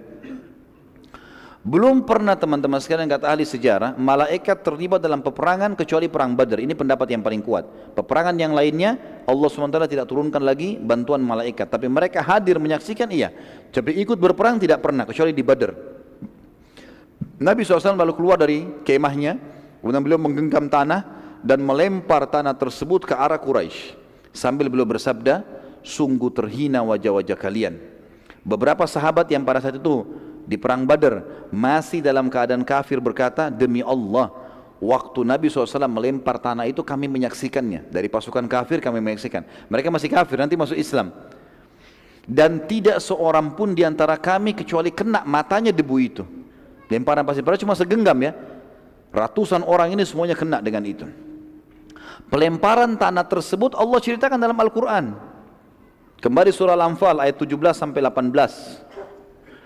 A'udzu billahi minasyaitonir rajim. Falam taqtuluhum walakinnallaha qatalahum wa ma ramaita idz ramaita walakinnallaha rama waliyubliyal mu'minina minhu bala'an hasana innallaha sami'un alim. Dzalikum wa annallaha muhinu kaidil kafirin. Maka yang sebenarnya adalah bukan kamu yang membunuh mereka hai Muhammad, bukan pasukan yang membunuh orang-orang Quraisy, akan tapi Allah lah yang telah membunuh mereka, dan bukan kamu yang melempar pada saat kau sedang melempar, tapi Allah lah yang telah melempar tanah itu sehingga menyebar ke mata pasukan Quraisy.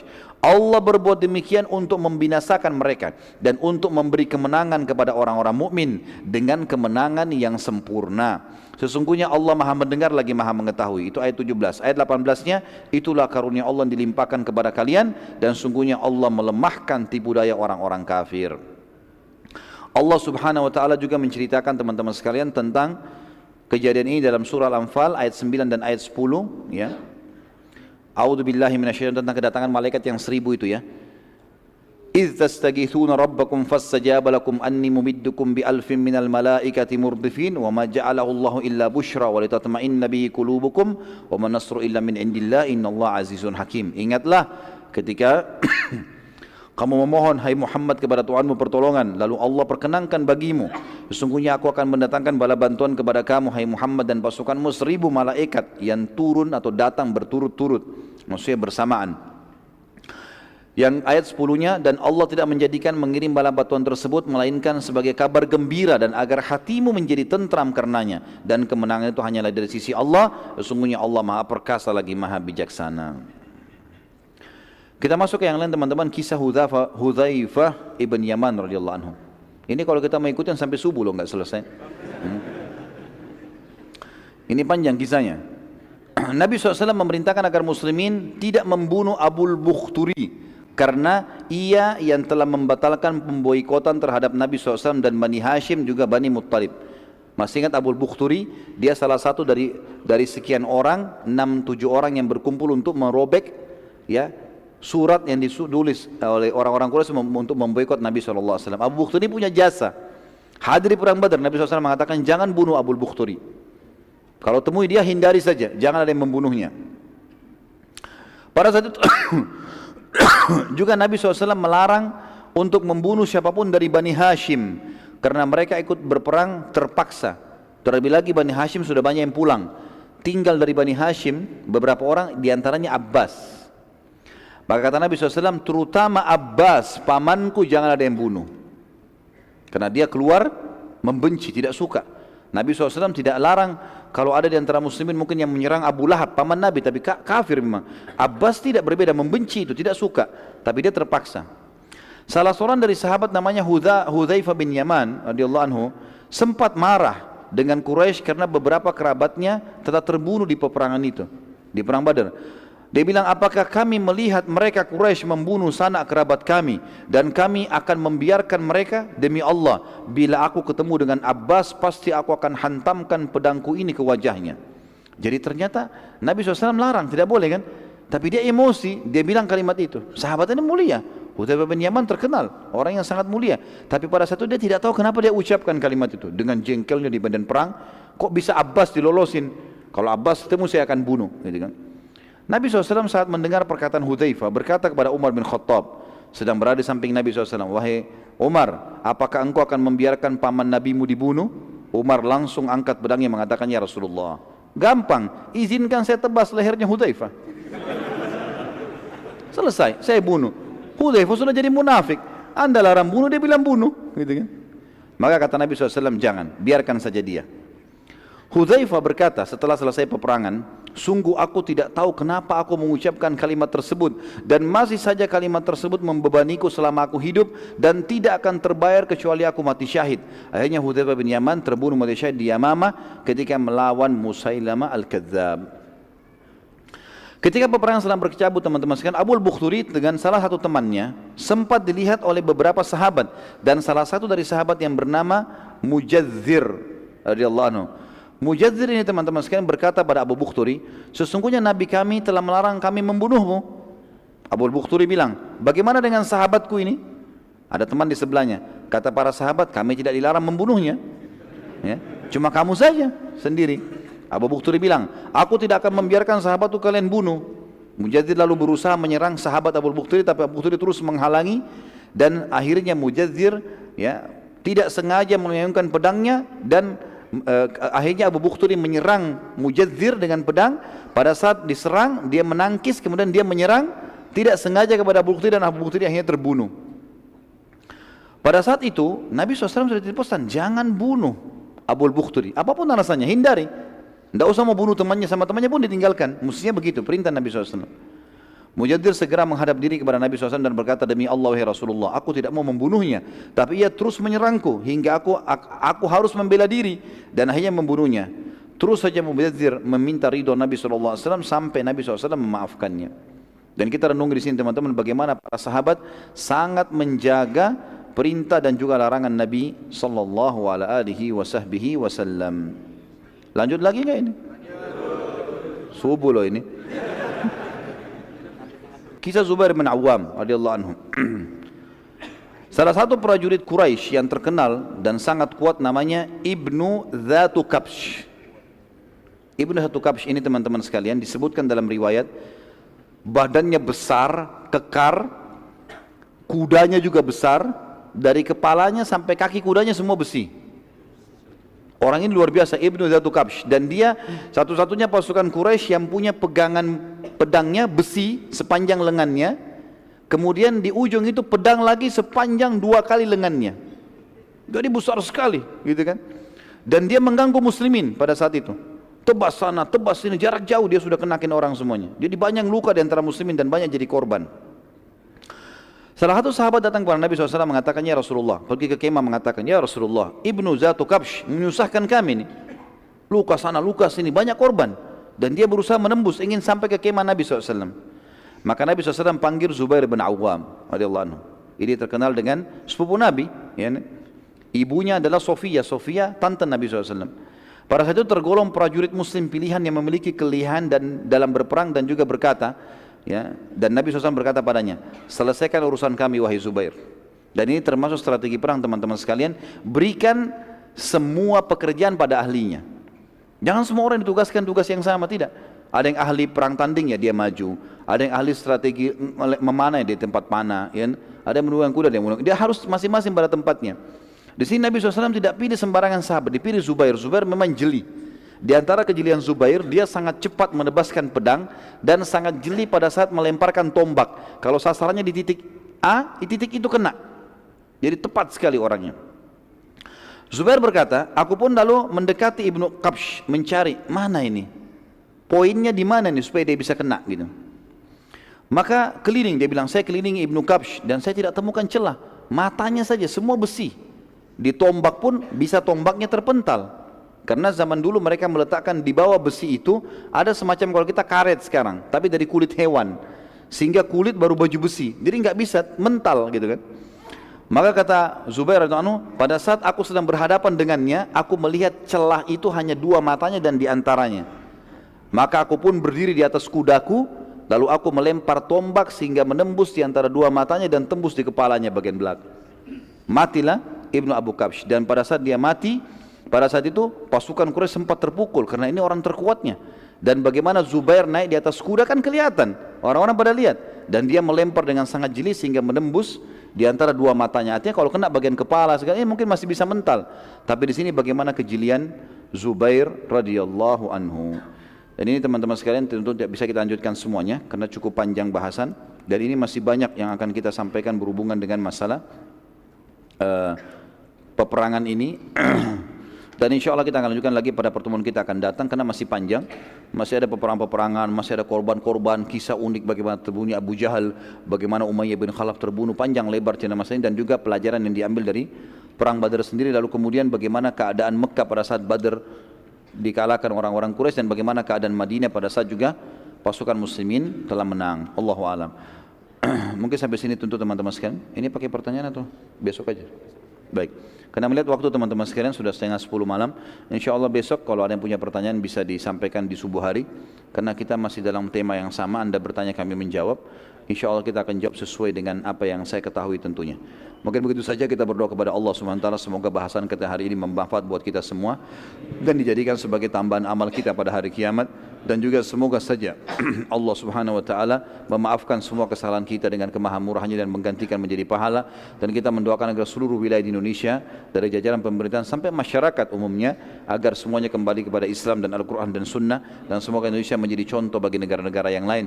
Dan kita mendoakan agar Jakarta diberikan pemimpin yang adil, yang muslim, kembali kepada Al-Quran dan Sunnah, dan jangan sampai muslim dipimpin oleh orang-orang yang malah memerangi Islam. Dan kita mendoakan saudara kita di Palestina, di Syria, di Yaman, di Irak, di Myanmar, di Ahsa, dimanapun mereka berada sedang terlindas, semoga Allah ikhlaskan niat mereka, terima para syuhada mereka, muliakan Islam di tangan mereka dan tangan kita semua, dan semoga Allah partisipasikan kita bersama mereka di pahala, baik dengan doa, harta juga dengan jiwa kita. Dan semoga Allah dengan kemahamurahannya menyatukan kita semua di surga firdausnya tanpa hisab, sebagaimana disatukan kita di majlis ilmu yang mulia ini.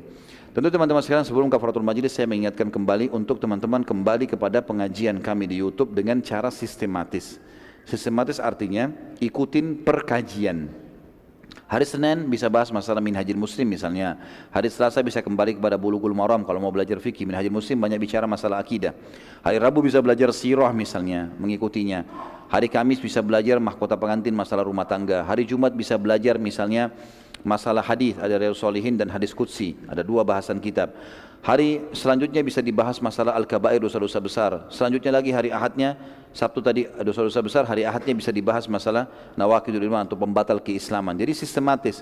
Teman-teman jangan cuma ketik Khalid Basalamah, apa yang muncul lalu didengar. Ini sayang, manfaat insya Allah tapi sayang. Tidak sistematis. Harapan saya adalah bagaimana kitab yang kami bedah itu bisa tuntas. Dan insya Allah berita yang lain adalah sirah ini kita akan terbitkan insya Allah dalam beberapa jilid, dan mungkin 3-4 jilid. Berikut kami usahakan insya Allah kalau Allah mudahkan, mungkin kalau ada yang bisa ditangkap dengan foto, misalnya lokasi perang Uhud, lokasi perang Badr, bisa ditangkap dengan foto, kami akan letakkan nanti dalam bukunya supaya lebih jelas insya Allah. Dan beberapa strategi peperangan Nabi SAW dengan anak-anak panah sehingga bisa jelas, oh seperti ini peperangannya dan seterusnya. Ini akan kami lakukan. Kemudian juga kami akan sampaikan teman-teman sekalian, di Jakarta lagi ada pembangunan Islamic Center, dan kami berharap partisipasi kaum muslimin, baik itu secara materi ataupun tentu doa juga enggak masalah. Yang jelas kami berharap bisa dibantu untuk itu, dan ini untuk kebaikan akhirat kita tentu semuanya. Di Islamic Center ada masjid yang diharapkan jadi masjid jami' dan tempat tersebarnya sunnah Nabi SAW. Dalamnya ada kampus dan 2 program. Yang pertama strata S1, teman-teman tamatan SMA kita akan sekolahkan gratis. Mereka tinggal asrama 4 tahun, mereka tamat, mereka akan hafal 30 juz Al-Quran dengan 1000 hadis. Kemudian ada kelas tadribud duat 2 tahun khusus pelatihan da'i. Ini juga gratis, mereka tinggal teman-teman yang mau terjun di da'i atau sudah jadi da'i tentunya, di dakwah dan sudah menjadi da'i, atau mau jadi da'i, kami latih juga atau dibina selama 2 tahun, insya Allah dengan target yang sama. Hafal 30 syair Quran dengan juga menghafal 1000 hadis. Harapannya seperti itu, dan insya Allah juga di dalam situ ada studio KHB yang alhamdulillah sekarang sudah ada kurang lebih 600 ceramah, dan target kami insya Allah sampai ribuan ceramah. Mudah-mudahan bisa bermanfaat bagi umat, dan ini juga bisa mengaji amal jariah buat kita semua. Mungkin begitu saja teman-teman sekalian, mudah-mudahan bermanfaat. Dan kalau ada yang pernah saya sampaikan tentang kerjasama dengan travel Umroh Kasturindo, itu sudah berhenti akadnya di Desember kemarin, yang pernah saya sebutkan namanya kalau ada yang baru minat untuk umroh, dan kita sudah berhentikan akadnya karena ada pelanggaran-pelanggaran syar'i yang saya temukan dan saya nasihati tidak mau dengar, maka saya berhentikan. Dan insya Allah akan ada iklan langsung dari kami di KHB resmi, itu travel haji umrah yang akan berangkat insya Allah. Dan ini bukan sama sekali hubungannya dengan masalah komersial ya, ini cuma mengingatkan karena banyak yang tanya bagaimana kalau mau umrah bersama saya gitu, maka saya sampaikan ini. Allahu a'lam. Subhanakallahumma bihamdika asyhadu an la ilaha illa anta astaghfiruka wa atubu ilaik. Wassalamualaikum warahmatullahi wabarakatuh.